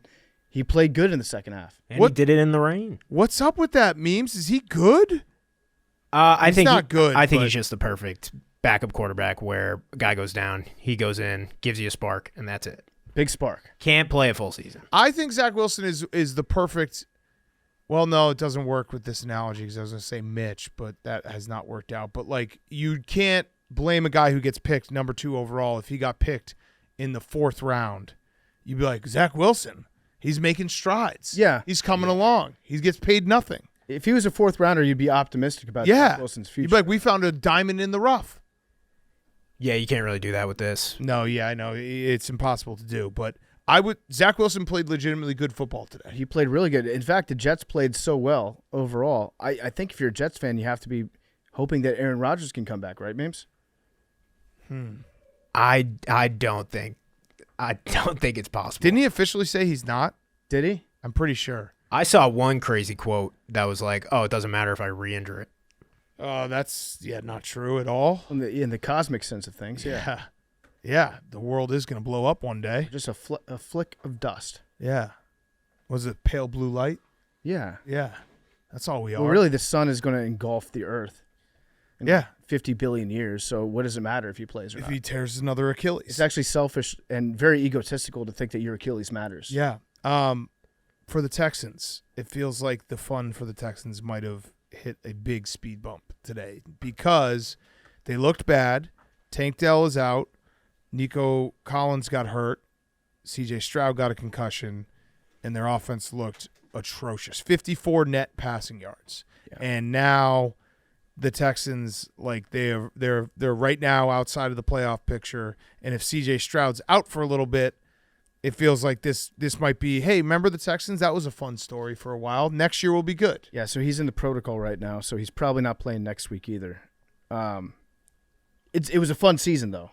It was a building season. And you have a lot to look forward to next year. Correct. You're a Texan. We're going to get so many. This season has been so bad for quarterback injuries. Like next week, we're going to get Davis Mills. Just add another name to the pile. Yeah, I think like we're talking about Zach Wilson being a spark for Tim Boyle and Trevor Siemian, and we haven't even gotten to the game where Nick Mullins was a spark for Josh Dobbs. Well, Tim, listen, who was playing Aiden O'Connell, who's a spark for Jimmy G. Trevor Siemian. It's so bad. Trevor Siemian was a spark last week for Tim Boyle. Yes, and Zach Tim Boyle, Wilson. Tim Boyle was a spark for Zach Wilson. And Zach Wilson is now the spark. The circle of life. He has now become the spark. So I want to make a prediction going into this offseason. Texans are going to be everybody. They're going to say like the sleeper team. Yeah, the Regis Philbin team is what I always call it. It's going to be the Philbin sleeper team. The team that people think that you're not smart enough to pick for next season. Yeah, Regis Philbin, R.I.P., tremendous guy. Career, never met him, but I'm sure tremendous guy. He would always, I feel like it was always late August, and he would do his Regis and Kathy Lee or whatever it was called, and he would do his like picks, and he would pick the team that everyone had already done all the exhaustive buzz about all summer long. He'd be like, yep, that now is the team that is not going to do anything. And I think it's going to be the Texans this year. Yeah. Memes. Yes. That was fun. That was a lot of fun. That was a great second half. Yeah. It was almost a perfect half of football. And Memes called it too. He goes, the Jets are about to go on a touchdown drive right as the second half started. And he was right. And then they scored. Did they score in 6 straight possessions? Yeah, 6 second half scoring possessions for Zach Wilson. You guys figured it out. You unlocked Nathaniel Hackett's offense. I think they would have scored on when he fumbled too. Yeah. But that's just the rain. Yeah, that was the rain. But something clicked. I don't know what, but something clicked. It's crazy the overhit in this game. This game for the first half looked like the most miserable football experience to attend in person, maybe of the season. Yeah. Where it was just rainy, cold, Zach Wilson, Meadowlands, no points, punts. It was bad. It was real bad. And then second half was like completely different. Yeah. No idea what happened to Zach at halftime, but I want to find out what that was. That's a good segue to the most miserable football game that we've seen in a very long time. The Vikings 3, Raiders 0.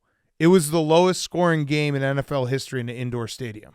Yeah, so I was thinking about other 0-3 games, 3-0 games, and we all remember 2007, the Monday Night Football game. Steelers-Dolphins. Jeff Reed kicked a field goal, I think, with 17 seconds left in the game to give the Steelers the win, 3-0. That game was outdoors. That game was played at Heinz Field at the time. Like a couple days after Pittsburgh played a home game there. The field was chewed up. There was a punt that was hit in the game that just landed and didn't move. It just stuck into the earth because it was so muddy. This game, it was played in one of the newest stadiums. Yeah. On some of the most expensive grass, and it felt like every time I looked up at this game, one team or another had the ball at like the 40-yard line. Yeah. And that was it, and it never really got close. It was 16 punts, 8 3-and-outs, so half of the punts were 3-and-outs. A missed field goal and an interception. That was the game. It was the two teams combined went 11 for 34 on third down. It was so miserable. Somehow they went 3 for 3 on fourth. That's pretty impressive. Pretty crazy. But yeah, it was the death of two fun storylines that were happening. One being Antonio Pierce, and came in. Everyone was happy Josh McDaniels was gone because Josh McDaniels, by all accounts, is like the worst person ever. Wins 2 games. Now they've lost 3 straight. The other one, unfortunately, Josh Dobbs, he's learned too much. He knows too much of the offense. He's back to being Josh Dobbs. I wish they had pulled the plug like a week earlier so that we could still have good memories, because this was like when Nick Mullins has to come in and save the day, it might be over for Josh Dobbs. Yeah, it was very painful. Neither quarterback played well. Josh Dobbs, they should just have him not practice during the week. Just have him show up on game day. I was like, get out there. We're gonna roll the ball out there, and Josh, you just do your thing that you do. Yeah, and that would be way more entertaining, because the Vikings they're boring. The Raiders played good defense. Didn't look any better. I saw a report that Mark Davis met with Antonio Pierce for like an hour after the game. Oof. That would be something if he got fired. He'd probably just crying as interim head coach. He was probably Mark Davis was probably crying in Antonio Pierce's arms, big burly arms. They're there, Mark. Yeah. The best part of this game was the keg stand celebration Yep. by the Vikings defense. They got to turn over and go to the end zone, and they just lift the guy up like he's doing a keg stand. One of the other guys on the defense just walked around pretending to be drunk in the end zone, which was awesome. That was very cool. That's how I felt watching this. I wish it made me football drunk. The only other part of the game that I liked was the Vikings have a player, Josh Metellus. I don't know if I pronounced his name right.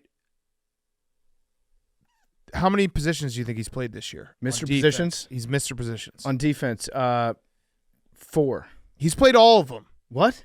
So they showed the graphic. He's played strong safety, free safety, left cornerback, right cornerback, slot cornerback, left inside linebacker, right inside linebacker, middle linebacker, left outside linebacker, right outside linebacker, right defensive end, left defensive end. I guess he hasn't played nose tackle. That's Mr. Positions. How insane is that? It is pretty crazy. Also, I guess shout out to their defense. Like Flores is doing some stuff that we haven't seen ever. The Vikings defense is one of those defenses at the beginning of the season. Everyone's like, they didn't look like they made big steps from last year because that was their big problem. Mm-hmm. But they clearly have. They're playing a lot better, and it does suck because if you're a Vikings fan, like Kirk Cousins and Justin Jefferson, if they're playing on this team right now, they are a team that would be a threat in the NFC. So I read a headline and the first paragraph of an article about this defense. Go on. Not to brag. I usually cut off at just like halfway through the headline. I look at the picture and I go on vibes. This time I read the first paragraph.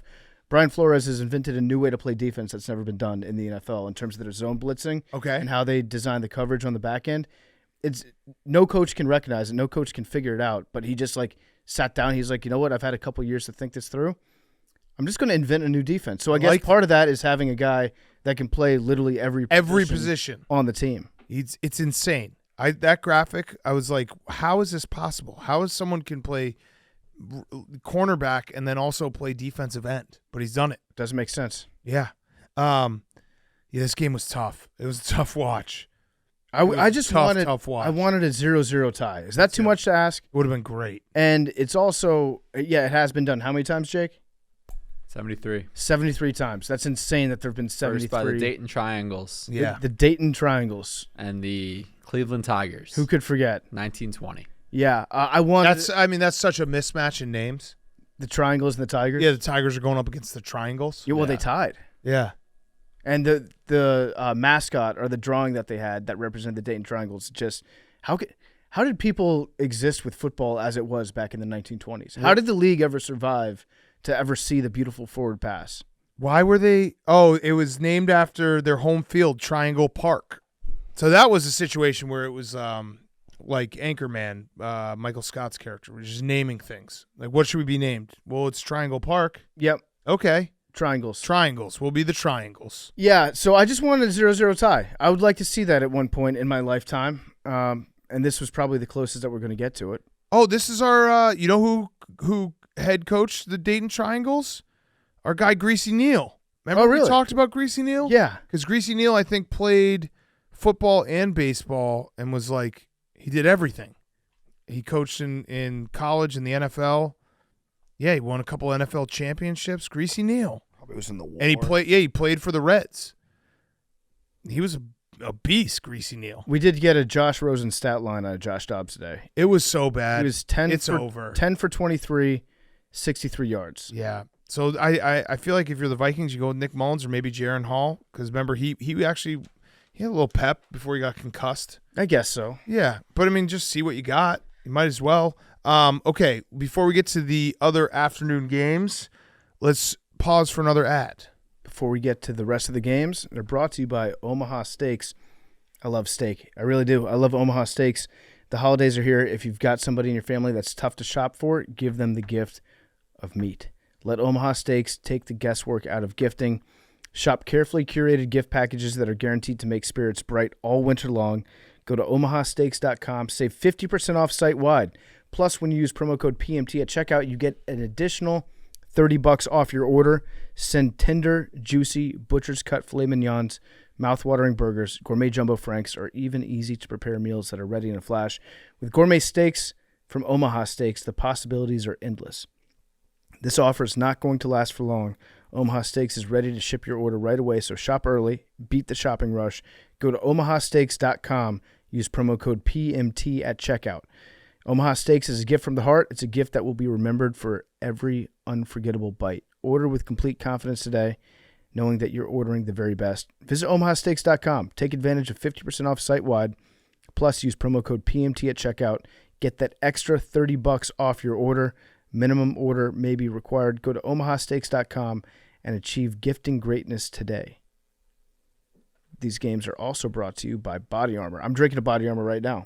It's cherry lime. It's delicious. I love Body Armor. It keeps us hydrated when we're doing the pod, keeps us hydrated when we're doing interviews.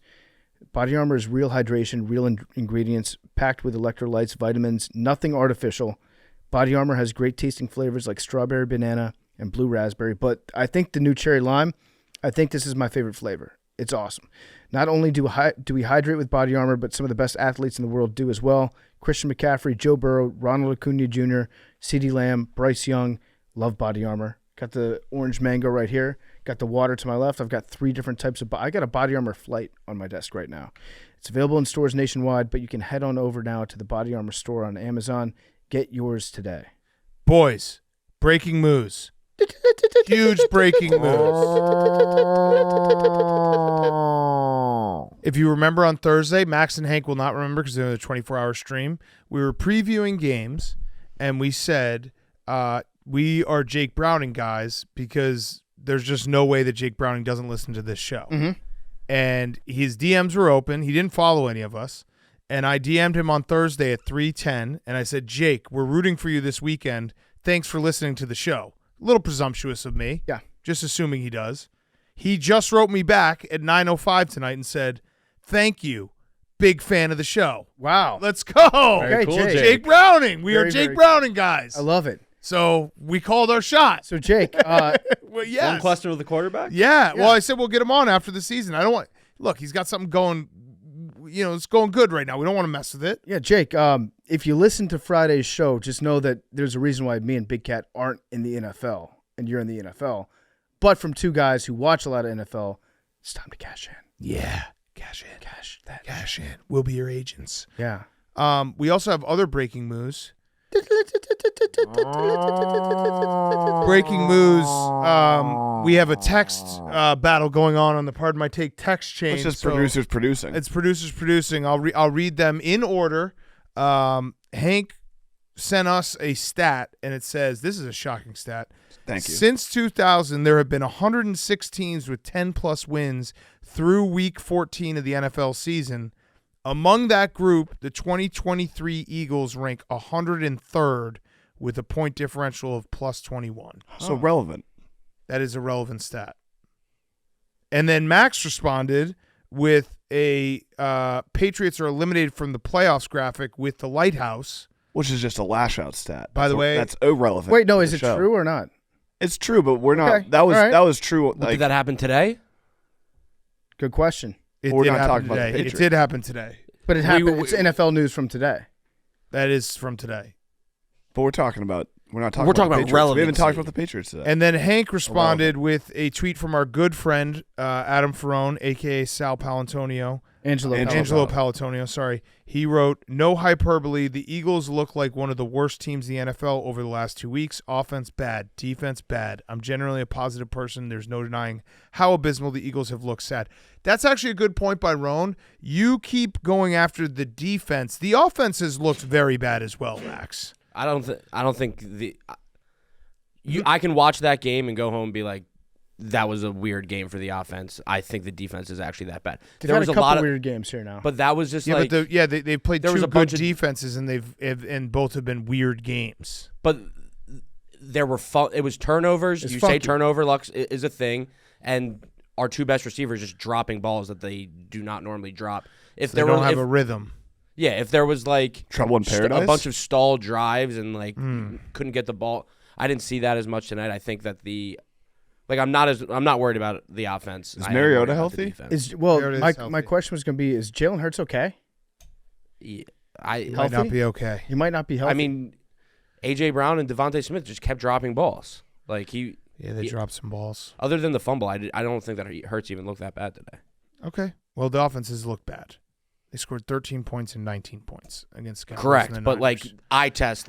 But the eye offense test, the does have to score points. Like Yes, if the defense yes. played 20 points better, they still would have gone 0-2.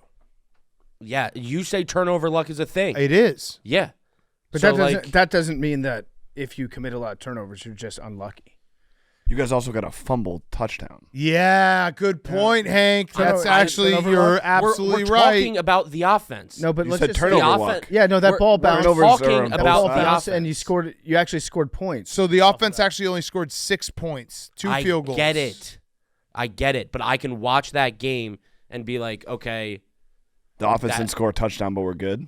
Yeah, that's a good point, Hank.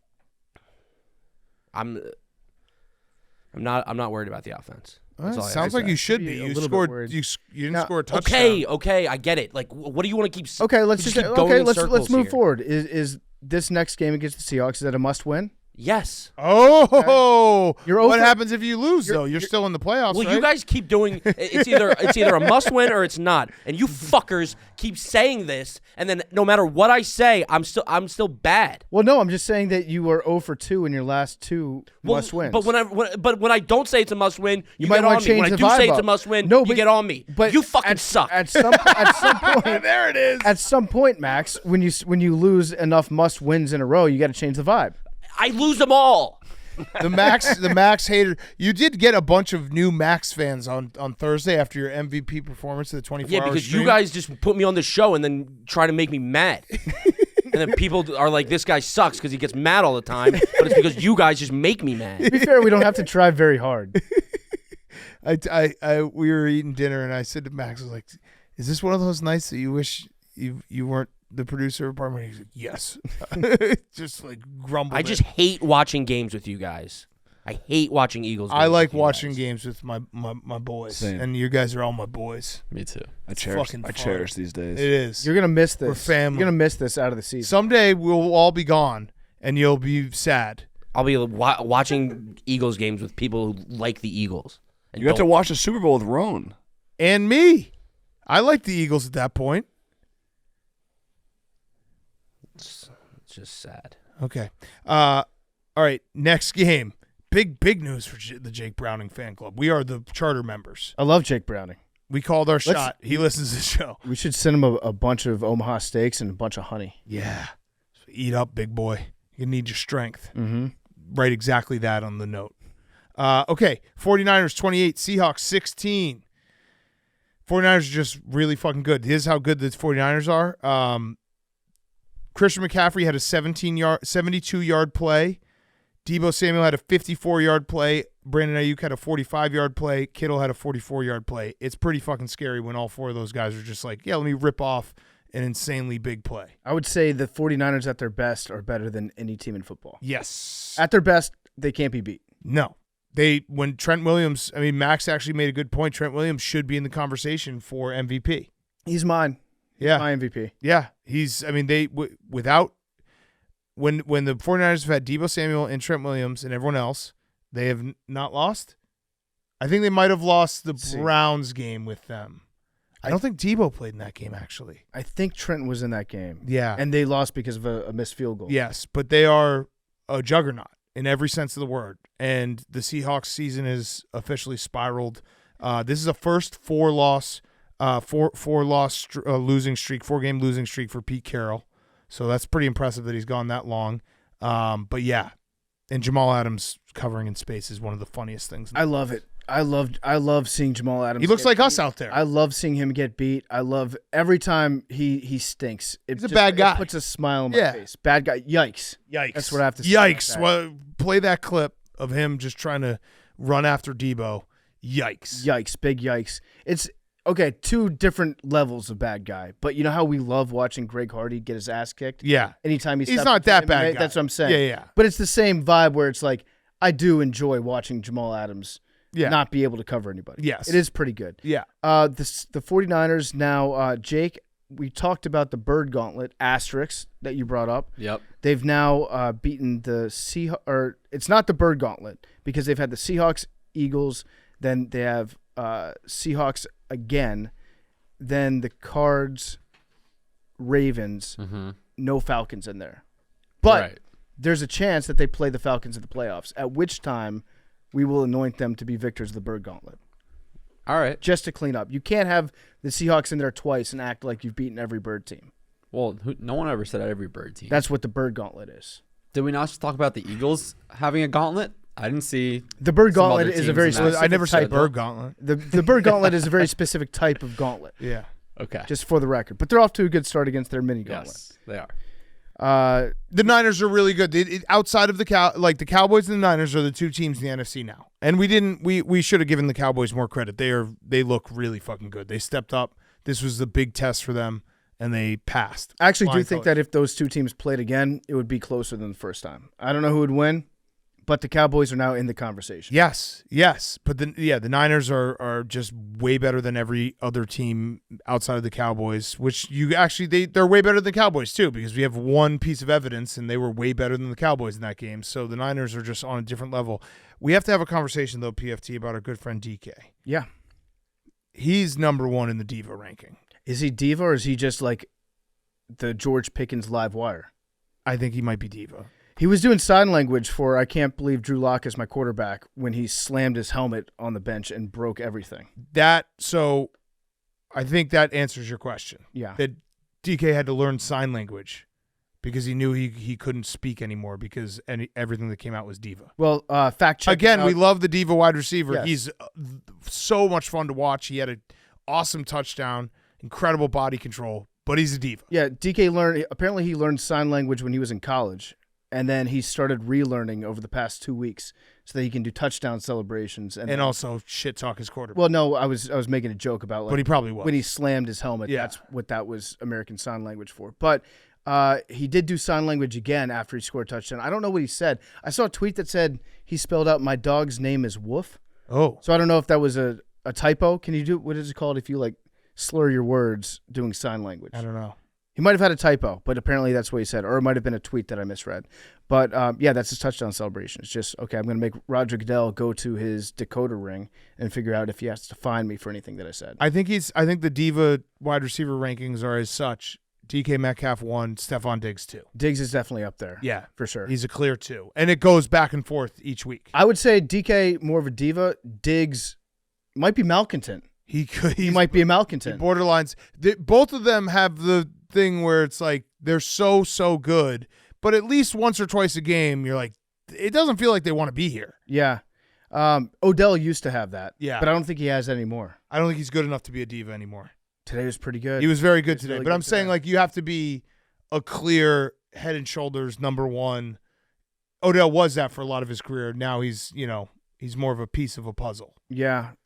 DK, he's in the conversation. Again, we like the diva wide receiver. It's a lost art. I think it's a combination with DK, though, that you don't get with a lot of other diva wide receivers where he is kind of a diva, but he's also like a really fucking pissed off diva. Yeah. To the point where like he's a physical diva. Mm-hmm. And so he'll take it out on Did he get kicked out today? No, but he had a couple close. plays that were close to the edge. That's what I like about him is his diva-tude. He did get kicked out. He did get kicked Yeah. out. Yeah, Yeah. I thought he did. He got booted? Yeah. I missed that. Yeah. All right, his diva-tude goes up against the other team as much as it does against his own team Correct. sometimes. Which, Correct. if you're going to be a diva, that's the way to do it. Yeah, the Seahawks are in big time trouble. They're they're not good right now. And Devin Witherspoon got hurt. Mm-hmm. They are playing right next week. Fortunately, what was the stat? 103rd out of 106 teams that started 10-0. So they have a chance. Yeah, They have a chance next week. they do. That'd be a good game. Is that a primetime game? I don't know. Is that a primetime game? Seahawks, Eagles? I don't believe so. No, it is. It got flexed on Monday night. Oh, yeah. We should stream that. That was flex of the year. Come on.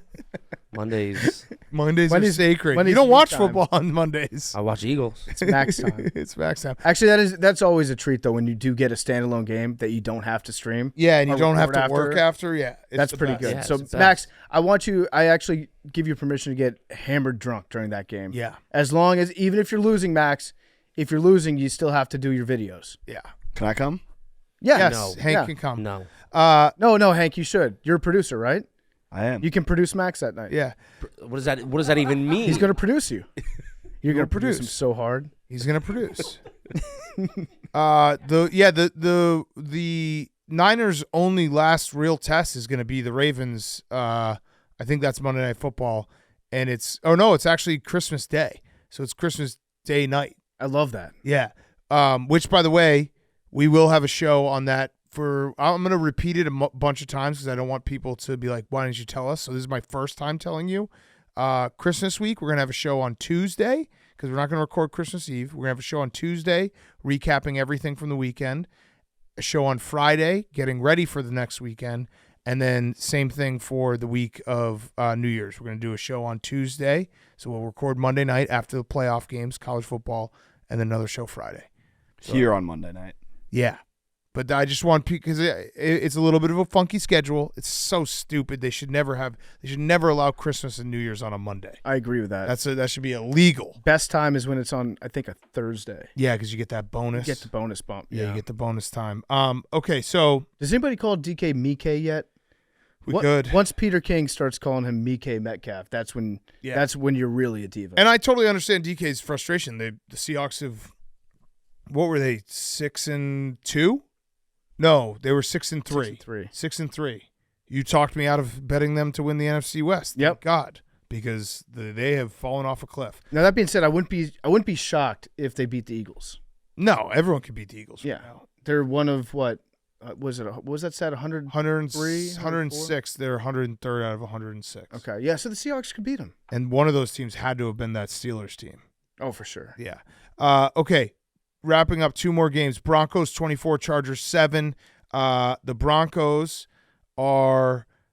they probably will make the playoffs. I feel like they're going to make the playoffs. They're playing some good ball. The Chargers are just a debacle. I guess they're just not going to fire Brandon Staley now because they're just going to wait till after the season. But Justin Herbert got hurt. Didn't matter. When he was in, it wasn't good. Yeah, they were bad. We talked about it on Friday. The Chargers have no offense. Like they're getting by on just total, like, remember the Chargers last year or the year before when they had offensive explosion everywhere? Keenan Allen is it. And Austin Eckler looks slow as fuck. He's slow. He got up to 13 miles per hour the other week. Yeah. And Justin Herbert was in before he broke his finger. He was 9 for 17 for 96 yards and an interception. I assume he's out for a while. He's got a broken finger on his throwing hand. Yeah, shut him Just down. breaking all his hands. Just shut him down. Wait for a new coach to come in and see if you can fix him. Yeah, Easton Stick. Easton Stick played, so that's pretty much all you need to know about the Chargers today. The Broncos, this was a take-care business game. Yeah. They took care of business. And Cortland Sutton's really fucking good. I'm going to say something that might be reckless. Oh, man. Should I say it? Do you know what I'm going to say? I know what you're going to say. Do you know what I'm going to say? I looked at the schedule. Yeah, so did I. The Broncos can still win the AFC West if Mike Pence has the courage. They're one game out. They're one game out, and there's a world where they only lose one of the remaining games. They could run the table.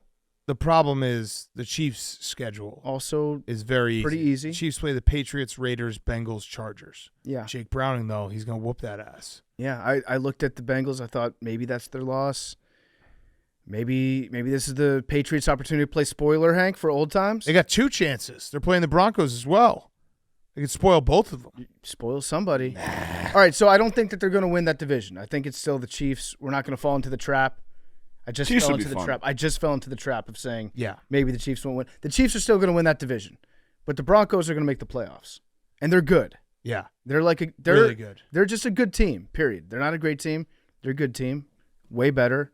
Sean Payton right now, I guess he was right not trading away his players. That ass kicking from the Dolphins probably had a lot to do with it. Wait, breaking news. Sorry.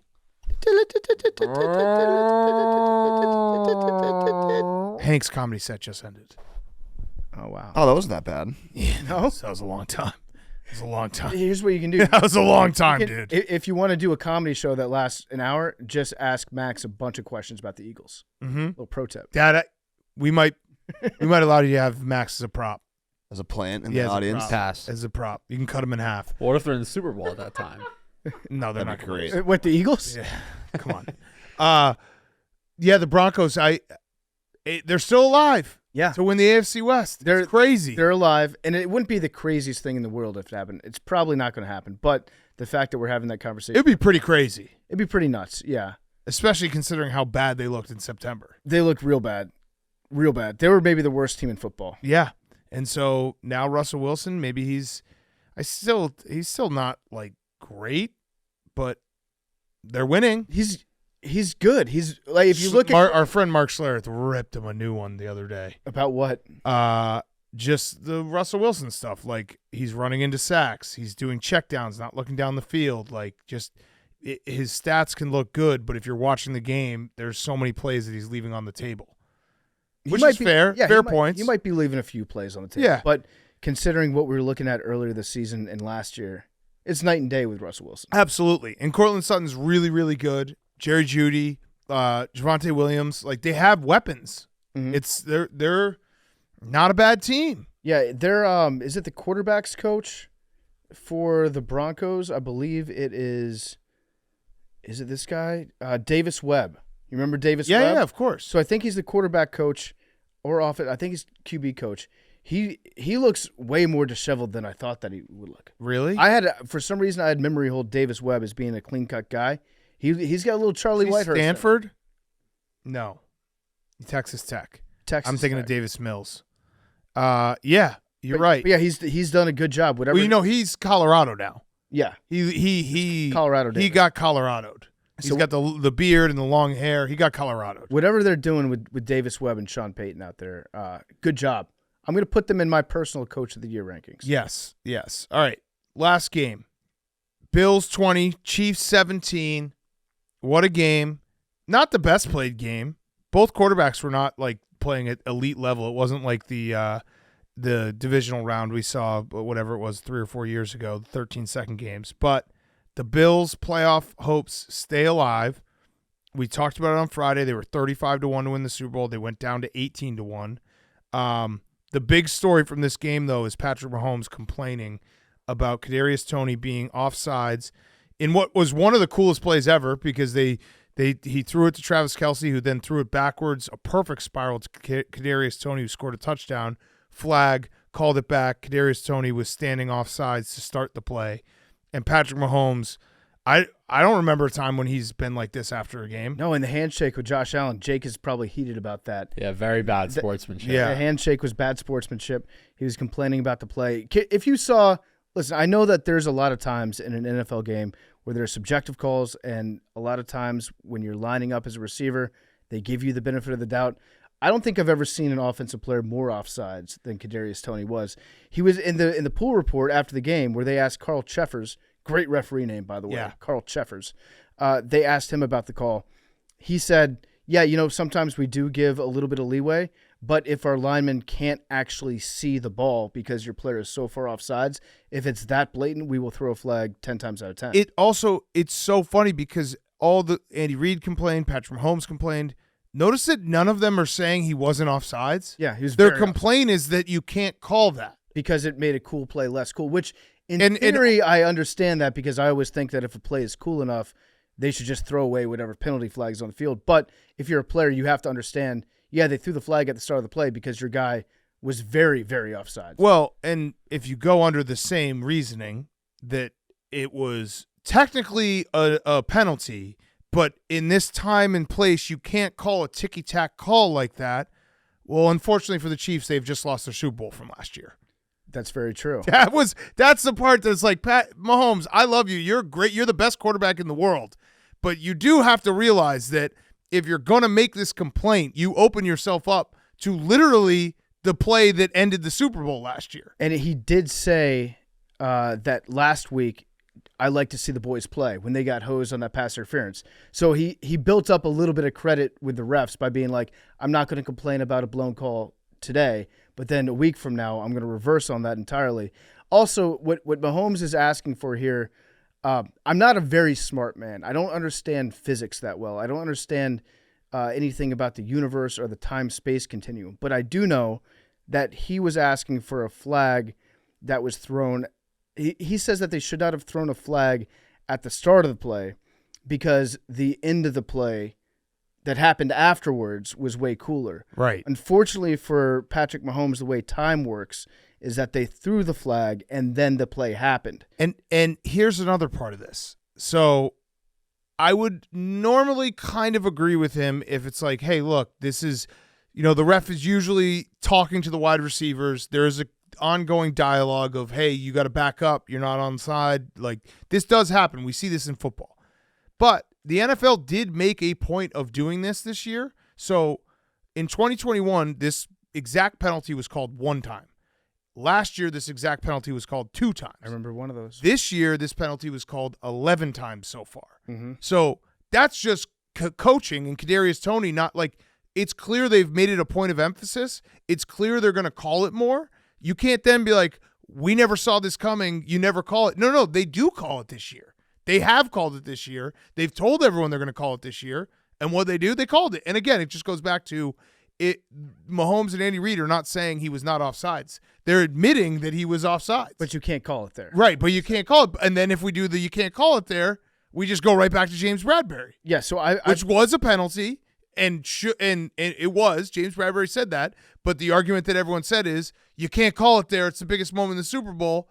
But that's you just fell into a trap. He mousetrapped himself. Also, is Kadarius Toney doing this? Kadarius Toney shit for brains. He's now cost you 2 games personally at wide receiver, which is very hard to do, to say that one player is directly responsible for 2 losses. With Toney, I don't think that you can even make the argument that it is. He definitely is. It was a great play, though. Shout out to Travis Kelce. That play is open probably 10 times a game downfield if you have your guy running in the right place and the person with the ball being on the lookout for it because of how the defense converges on the ball carrier. They're not worried about anybody else on the field. Right. That play's open all the time. That's what I've been saying for the last 7 years on this show. Travis Kelce's got balls to throw that, and it was a perfect pass. It was an awesome throw. And Mahomes after the game said, it's tough to swallow, not only for me and football in general, to take away greatness like that. For a guy to make a play like that, you want to see the guys on the field decide the game. I hope they still show it whenever he goes into the Hall of Fame because that's a legendary moment that we don't really get to witness. I'm going to say they're probably not going to. I think they should. It was that good. I don't think they will. It was that good. Look at you, emotional Mahomes. Yeah. Mahomes very, very emotional after. Here's also just an idea. And again, we're not criticizing. He's the best quarterback in the NFL, but maybe instead of yelling at the refs, you should yell at your receivers because they're dog shit. Real bad. And like outside of Rashee Rice, they just drop balls and fumble balls and the Chiefs are broken offensively. I think you just need to realize that Kadarius Toney is probably definitely better off not being on the field. Although he did score the touchdown from Travis Kelce that's going to be played in the Hall of Fame. Yeah, so yeah, right. He had a Hall of Fame catch on that one. Yeah. Other things in this game, Tony Romo called Taylor Swift Travis Kelce's wife. Yeah. Interesting, Tony. My theory on that was that Tony's got a thing for Taylor Swift, and he called her his wife so that she'd have to be like, no, I'm not actually his wife. And Tony's like, oh, really? You're not? Oh, so you're single. So you're saying there's a So you're chance. technically single. Oh, speaking of that, I put you guys on Jeff Darlington Taylor Swift watch the other night. When Jeff was sitting outside Lambeau Field, Taylor rolls up. He takes a video of her going in. She turns back and looks at him. Today, she drives by in a golf cart. She gives him a cute little wave. Ooh. I think Taylor Swift has a thing for Jeff Darlington. I think that we've seen it taken. now He's taken by the NFL. by the game. Yeah, by the game. His love Taylor of Swift football. also had just looking so fierce walking in the tunnel beforehand. That's it. Fierce. Swifties now have to deal with losing football games, which is so funny because they just hopped on and they're like, Chiefs always win. The Swifties are gonna. We watched them kill the Bears. We watched them beat the Jets. They're gonna hate Kadarius Toney. Yeah, and just losing football games sucks. So welcome to our world. Losing sucks. Sunday nights usually suck. Sucks for you now. So yeah, the Chiefs are in trouble. And then the Bills, I mean, Josh Allen was doing all the Josh Allen things today, just mashing all the buttons. I don't know why the Bills don't feature James Cook more. He's so electric. Every time he touches the ball. Like the first half he was dominating. That seam pass that he caught. Yeah. I feel like that's always open. The running back taking the seam like that. And then he had one a wheel route too, Yeah. which was awesome. So the Bills are still alive. They got to beat the Cowboys next week because they don't have a margin for error, and it does get a little easier because I think they play the Patriots and the Chargers, who might not have Justin Herbert. They put But this is another must-win next week. backs against the wall time for Buffalo. Yeah, and I mean it's actually not a bad spot for them because the Cowboys are coming off a huge win against the Eagles at home Sunday Night Football. Now they have to go to Buffalo. You got to hope it's cold. Do you think there's any chance that McDermott was playing like 10-dimensional chess, waiting for this story to break He leaked it to Ty Dunn. at the right time so that he could be like, nobody believes in us. It's us against the world. Everyone's coming after your coach for saying that the 9/11 hijackers did a good job. It's time to circle the wagons and go on a run here. I'm just saying. Yeah. I'm just saying. Backs against the wall. Yeah. Maybe a genius move by Sean McDermott. Maybe a genius move. Comparing Al-Qaeda.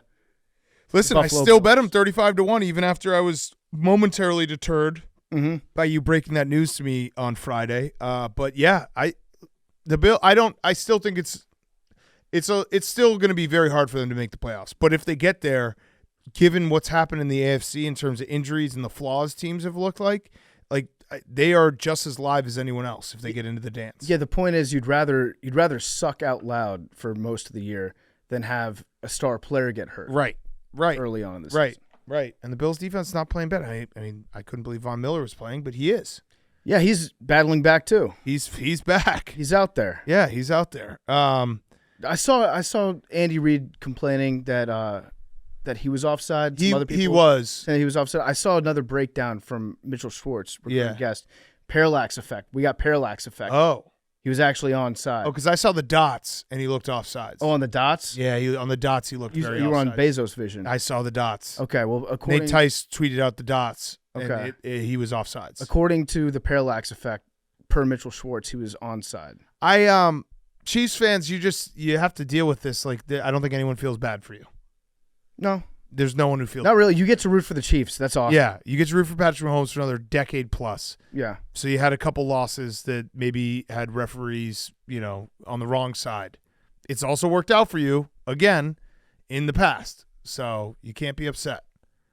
You can be upset. You can be upset. You can be upset. You're definitely allowed to be upset. You can be upset, but I just mean, they know, won the Super Bowl on Right. nonsense. right. pass So interference. you can be upset. Just right? know that if you bring it up, you're going to get the response of James Bradbury. Hank, you also went to the Super Bowl on a Frank Clark. nonsense Offsides. Frank Clark offside. He was offsides in that play. They called it. Yeah, but in a moment like that, You can't He was call it. offsides. Can't call it. Can't call it. you got the refs need to have a better sense of the moment. Mm-hmm. That's all I'm asking. Last 2 minutes, there should just be no pentenalties. Yeah, like Let the boys play. Let the Rambo rules. boys maul each other. I like that. Holding It's every. like in hockey when they go to playoffs, like in the overtime periods in the playoffs, the refs just swallow the whistle. Yeah. Let them run out there. Yeah, just let them go. Let them go. Okay. That was a great game, though. It wasn't the best played game, like I said. It feels like both those defenses have kind of figured out the offenses because when they play, it doesn't feel like it's the shootout that we had in that playoff game. It was still a history game just Yeah. because you have all that history between those two quarterbacks. You do have history, and I don't know what it is, but the Bills have never played the Chiefs at home. Nope. They just always are in Arrowhead. Yep. It just always works that way. And now we might get Patrick Mahomes, the real question about his career. Can he win a road playoff game? I want to find out. I want to find out too. And it looks like they are. I think I saw that nerd Steve Kornacki said they have a 9% chance to get the 1 seed now. 9%. So if the Dolphins and Ravens play each other, so that helps them. We'll see what happens. We'll see what happens. But at the end of the day, in the playoffs, I'm probably still going to be betting on Patrick Mahomes. Yeah. No matter who he's playing against. All right, let's do our overly direct take presented by DirecTV. DirecTV is the ultimate destination for pro football. It's where fans can get their football fix this season. Whether you're watching games live on TV or streaming app, DirecTV has you covered, and you can get DirecTV without a satellite. Get a $400 reward card with a 24-month DirecTV package and receipt of 23-24 NFL Sunday ticket from YouTube. Offer not endorsed or associated. Details at DirecTV.com. Go right now, DirecTV.com. So let's do our overly direct take of the weekend. Hank. My overly direct take of the weekend is that the Eagles are going to lose the first round of the playoffs. Oh, Hank. Now, Hank, you wouldn't have just said that because you didn't have an overly direct take and you wanted to say something that would make Max angry, would you? No, I've been thinking about it. I was watching the defense. Defense wins championships. Yeah. And the Eagles' defense doesn't exist, really. What do you grade that overly direct take, Max, as you always do? It's hot take. It's overly direct. Yep. Mm-hmm. PFT, what's your overly direct take? My overly direct take is that the New England Patriots are eliminated from the playoffs. Oh. Now, PFT, Is that you a didn't take come or up a with fact? that That's my take. take. That's my You didn't take. come up with that overly direct take because that was texted to us. No, I would never come up with that because it was texted to us. I just don't think that the Patriots are any good. Fact or take? Fact. Both. That is a fact. Yeah, I think it's both, too. It's both. I have an overly direct take that is not just off the top of my head. It's something that I've actually been thinking about for the last 2 days because I was lucky enough to attend the Army-Navy game on Saturday at Foxborough, and I got to see the lighthouse in person. In Foxborough. In Foxborough. What'd I say? At Foxborough. Okay. And I got to see the lighthouse in person.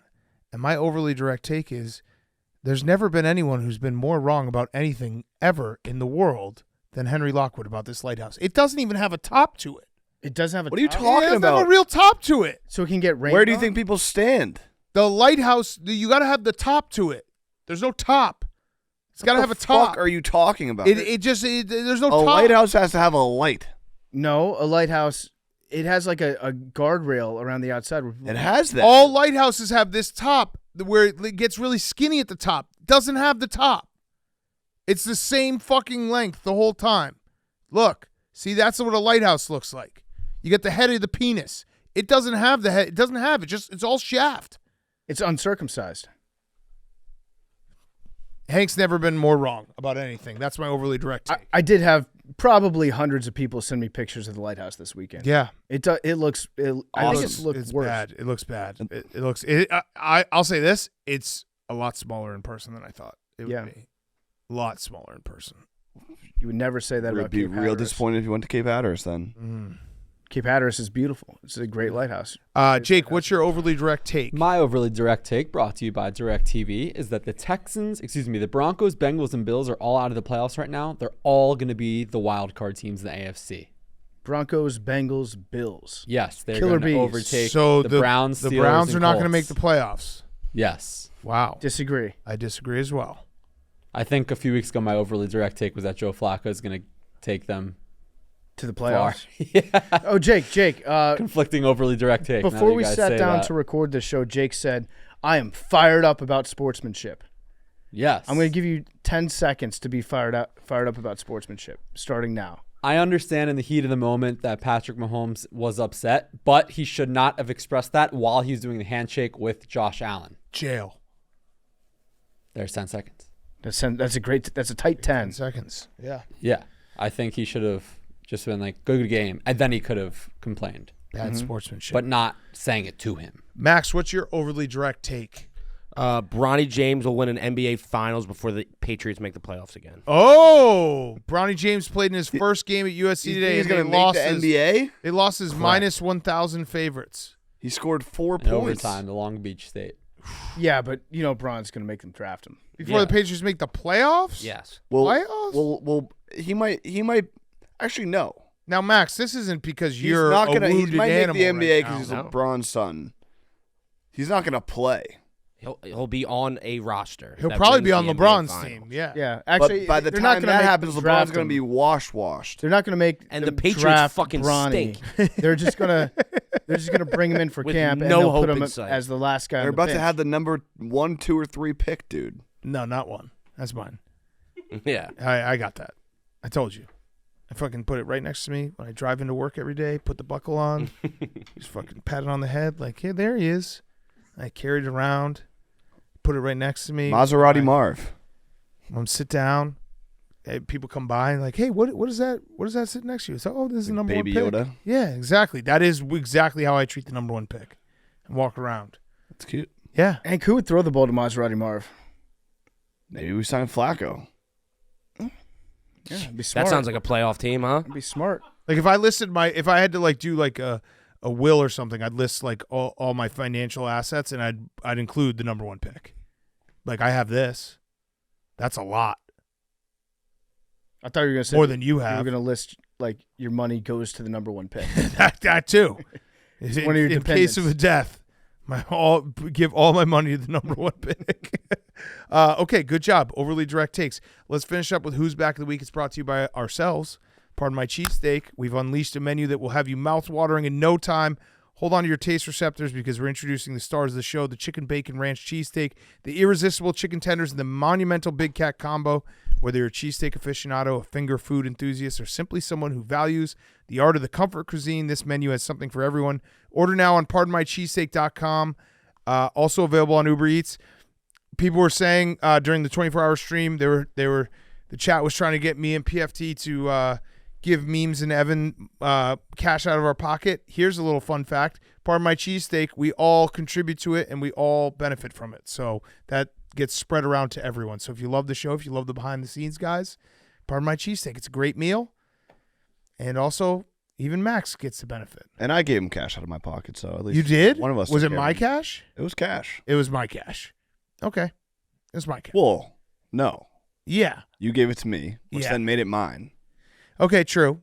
And then I Fact or fiction? Fact. cash out of my pocket. Okay. Who's Back of the Week? Brought to you by Pardon My Cheesesteak. Hank, get us going. Speaking of cash, Whew. Shohei. Whew. Yeah. He signed with the Dodgers, 10 years, $700 million. He Deferred. posted about it on Instagram, which I appreciate. He said, sorry it took so long. The funniest post ever. It was And it like was a picture of, he just Googled Dodgers. and like probably screenshotted Low it, res. downloaded, just Yeah. screenshotted the first picture.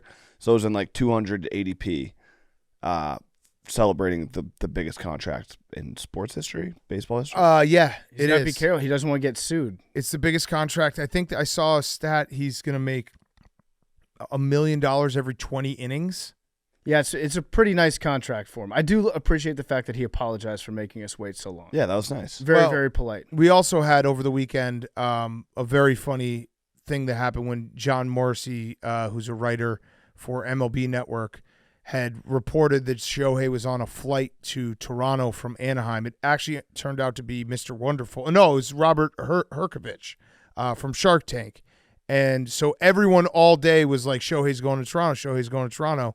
It was pretty much the best thing that happened to the Blue Jays since Joe Carter. And then John Morrissey had to tweet an apology saying, today I posted reporting that included inaccurate information that Shohei Ohtani was traveling to Toronto. I regret the mistake and apologize to baseball fans everywhere. I'm deeply sorry for letting you down. I did not accept his apology. No, I mean the people of Toronto should not accept that. No. You had one day where you thought that the next 10 years of your life were going to be awesome, That's and that 2 you can't years take that away. in a row that the biggest free agent signing at winter meetings has been misreported. Oof. Last year, Arson Judge Arson Judge going yes. to the Giants Yes. from John Heyman, Yes. and now this year. So Yeah, Shohei though, man, $700 million. And I just want to say one thing about, I consider myself one of the teams that came second place. A lot of teams came second place in the Shohei sweepstakes. I was hoping the Cubs were going to find a way to sign him. I don't think they ever got to that number. The one thing I don't like is when everyone's like, that's a fucking overpay. He's injured. It's like, if the roles were reversed, you would be so over the moon about this. And yes, every contract, free agent contract in MLB history is an overpay because you're paying for past accomplishments. And who cares? There's no salary cap. It's not your money. Right. It's a very rich person's money. It's and the they one want to sport. spend- And also with this contract in particular, they're not just paying for Shohei. They're paying for all the marketing that goes along with Shohei. Yes. All the merch that they're going to sell with Shohei on it. It's an investment in a person in like a business sense. Yeah, that's why I thought it made sense for the Cubs to try to get him. It's but the one sport that you really like can't do the overpay is baseball because there's no salary cap. What do you do? Luxury tax? Okay. Who cares? Yeah, they're just upset that their owner has less money. right. It's like That's what you're mad about. Yeah, he's gonna be awesome. And you know what? When he's like 37 years old, making $70 million a year, it probably won't be a very good contract. Just like every baseball contract ever. Yeah, so Bryce Harper, Aaron Judge, all these guys, Mike Trout, like these contracts will not go well at the end of the deal. That's not what you're paying for. You're paying for the prime of their career. yeah, so there was a rumor that Shohei Ohtani's dog's name was going to give away a clue as to where he was going to sign. I don't think we know what his dog's name is yet. No, right? he did a whole they did a whole feature and he wouldn't reveal his dog's name. He won't reveal it. Apparently, Oh, what if it's Tommy? it might be Tommy. Yeah, Yeah, for Lasorda. Tommy For Lasorda, Tommy yeah. Lasorda. It might be Magic. Might be Magic. Magic the dog. There was a lot of speculation about what his dog's name was, and he said that if any team, one of the things was the teams cannot leak to the press what his dog's name is. I love So it. not just like the meetings he was going to, where he said that he would look upon those disfavorably if it leaked out. Anybody that leaked out his dog's name was Love also it. going to be taken off the list. So Love it. great job, everybody, keeping his name, the dog's name, off your lips. Yeah, good job by Shohei. $700 million, just insane amount of money. Good for him. $700 million is so much fucking money. It's so much money. God, And it's never worth it. See me again. He's worth it, and he's gonna. And after taxes, it's like $20 million in California. Have you heard that? Have you read about that? Have you heard that joke? Man, imagine doing that in California. Shout out to the journalists who are on the Shohei Ohtani beat from Japan, not having to move to Toronto. I love Toronto, beautiful city, but I think they probably were like, wait, we have to go to Toronto? It's also, I wouldn't put it past Shohei to be like, you know what? I don't want to inconvenience all the reporters that are over here from Japan that have gotten to know Los Angeles so much. I'd like it if they could stay local too. And Skip Bayless said that now LeBron is the second star in that city. He takes a backseat to Shohei because Shohei moved from Anaheim to L.A. I love that if you put I don't think he even moved. if you put a Rorschach test in front of Skip Bayless, no matter what the ink blot is, he's like LeBron. Yeah, LeBron. LeBron. How can I make this about LeBron? That's LeBron. All right, your who's back, PFT. My who's back of the week is Jayden Daniels. Yes, we did it, did guys. Congratulations. Jayden Daniels is your Heisman Trophy winner. There was never really a secondary choice as far as I saw things. We're unbiased. We look at the tape. We look at the stats. He had a historical season. Actually, no, I'm going to walk that back for a second. I think Marvin Harrison Jr. would have been very deserving of this award. And I want to say that because I realized people might have thought that we've been slighting Marvin Harrison Jr. in the past. In case Marvin Harrison Sr. is listening to this show, we have nothing but respect Correct. for Marvin Harrison Jr. We love Marvin Harrison Jr., and also you don't get enough credit as a wide receiver, and you're a great human being, great person.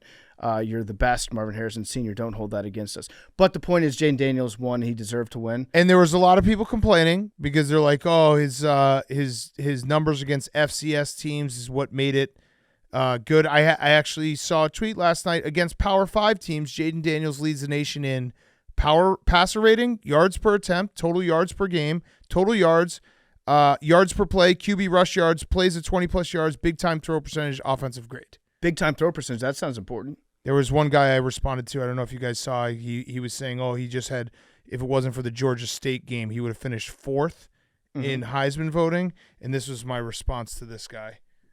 Oh, you mean when he had 8 touchdowns against Georgia State? Why don't you go cry about it, buddy? And I farted in his face. Good. So fuck everyone who didn't think. The only argument I would understand is that if you want to do if you tell the story of college football of this season, Michael Penix was the more impactful because Washington being undefeated and all that. But numbers-wise, yeah, Jayden Daniels was out of this world good. Also, the jacket Penix was wearing was awesome. Yes, the it entire was. Oh, his whole family was I graded them best dressed family. The entire suit that he was wearing, it was like velvet, velour, and he had all of his teammates' names printed on the inside of his jacket. That, to me, when I saw that, I thought to myself, like, fuck, he's going to win the Heisman Trophy. Yeah. And I wouldn't have been that mad about it because he seems like it's a great story and he seems like a nice guy. But they made the right call. They made the right call. It was also very funny when Bo Nix went up, and it was like Bo Nix with his parents and his wife. I was like, oh, yeah, Bo Nix is very old. Yep. He's played a lot of college football. Yep. That's right. All right, my Who's Back of the Week is the Los Angeles Lakers raising another banner. Congratulations. The in-season tournament concluded with the Lakers beating the Pacers in Vegas. Couple thoughts from that game. So I do think the in-season tournament was fun. It was something different that got you excited about NBA in a time when NBA is competing against the NFL and college football. It's a bloodbath. So for them to try something new, I'm all for. The other thing was that it's always fun whenever he decides he wants to do it, but Anthony Davis just being like, oh, tonight I'm going to be the best player in the entire world. He was dominant that first He had 41, 20, and 5, and he was like, the Pacers defense or offense couldn't do anything because he was just everywhere on defense. It was an insane performance from Anthony Davis. Like he is, when he's at his peak, he is Jokic and Giannis, but like he's up there. He is when he wants to be like, I'm gonna do everything offense and defense. He's one of the best players, top 3 players in the NBA. Also, credit to the NBA for timing this exactly perfectly. Yeah. What a great day to right put after the Heisman. Yeah. Have it after the Heisman, have it be the only sport that we're paying attention to at that time. Like if this was baseball trying to figure out an off-season or in-season tournament, they would have it at they'd probably have it like on Memorial Day Friday. Yeah. And that would be the conclusion of the tournament. But it was a perfect time. We're all looking for something to watch. The courts did grow on me a little bit. A little bit. And the lighting. It was mostly the lighting. Yeah. The lighting felt different. And LeBron popping champagne was kind of funny. Yeah. It's like it's early December. Also, just a recommendation, the 30 for 30 they did on the 1997 Heisman race was awesome. I watched that right after the Heisman. Then I watched the second half of the M. So that really just shows you how much football just dominates. We just wanted that. I was like, oh, this is just a time machine to 1997 college football. Yeah, I could watch the second half of the in-season tournament later. Oh, I'll watch a recap of like the 2007 college football season anytime it's on. Yeah. Whenever the algorithm just pops it up, I surrender. Okay, you've got my attention. Also, shout out Army-Navy, maybe the most thrilling over that's ever been hit in the history of gambling. I'll remember that for the rest of my life. It was safety to hit over 27.5. I had Army, and so that was big. It was, I mean, just incredible. Like those are the ones that you remember on your deathbed. People are like, oh, you're not going to remember these games. No, I will remember the Army-Navy over in 2023 with a safety out of the back of the end zone. I was screaming for it as soon as they got the ball. It was a correct play. Yeah, it was like, a correct play. You got to go for the safety. Oh, take this. The minute Navy got stopped, my brain immediately flipped over. I was like, wait, there's 3 seconds. They have to take a safety. They have to take a safety. So yeah, that was awesome. It was a good Saturday. That and going right into Jayden Daniels. All right, Jake, finish us off. My Who's Back of the Week is pooping in closets at stadiums. Yes. Because the Bears fan did just that today at Soldier Field. Yeah. When you got to go, you got to go. Real men of genius. Yeah. Speaking of, I got to go. Oh, okay. You gotta go poop? Shout out dinner. All right, what? Ordered shout on out Uber dinner. Eats. Just use the closet. What number do you want, Jake? Shout out 18. Jay. Okay. Good show, boys. Max, any last words about you? You really don't like the Cowboys, Max. I don't like Hank. I like fuck. This is I told After you everything we just went through? that like it's rare that we're not in the ire of Max because usually we're the ones pushing the troll, but Hank went full Cowboys. You can never take away what we went through last week, Max. What'd you go last week? Oh, the 24 hours. Well, no, I mean it was 23 hours, and also you slept while Max stayed up. It was fun times. It was fun. I had a blast. I love Max. How late did you guys sleep in on Friday? Oh yeah. I had to do the fucking dozen first thing in the morning, and That's mean by Jeff. yeah, my brain was not that it's ever firing, but it was blank. Then I went back to sleep. So then I woke up at like 1 or 2. When did you sleep till, Max? I slept till like 11, and then I like made breakfast, and then fell back asleep at like noon until 4:45. I love that. I love it. So It must have felt 4:45, so good It was. waking up. No, it's still you Still a feel little like- off, yeah. I've also my sleep schedule's fucked. I slept till noon both the past 2 days. So tomorrow could be an issue. What- I'll be what- ready. And I'm so jealous of that. What about you, memes? Slept till 10. Woke up, did some work stuff, went right back to bed, then woke up at like 3, did some more work stuff, then went back to bed till the next day. What time did you go back to bed on Friday? So it was around like 5, and I just slept through.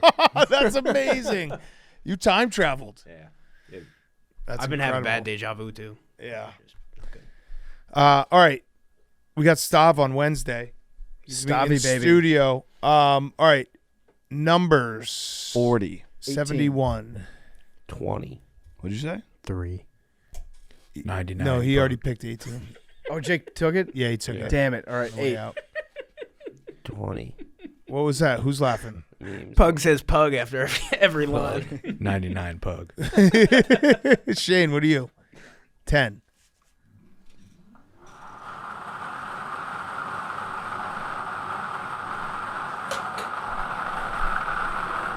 $81. No, wait. Yeah, that's. Wait, is that 18? No. It's 81. That's 81. We That's sure? 81. Yeah. How do we know? Because the 8's on the left. Yeah, that's 81. That is 81. Yep. Sure. Yeah, is. because the bottom line. We should tell Jake he got it. Wait, has he already gotten it though? He did. He did, yeah. That sucked. Love you guys.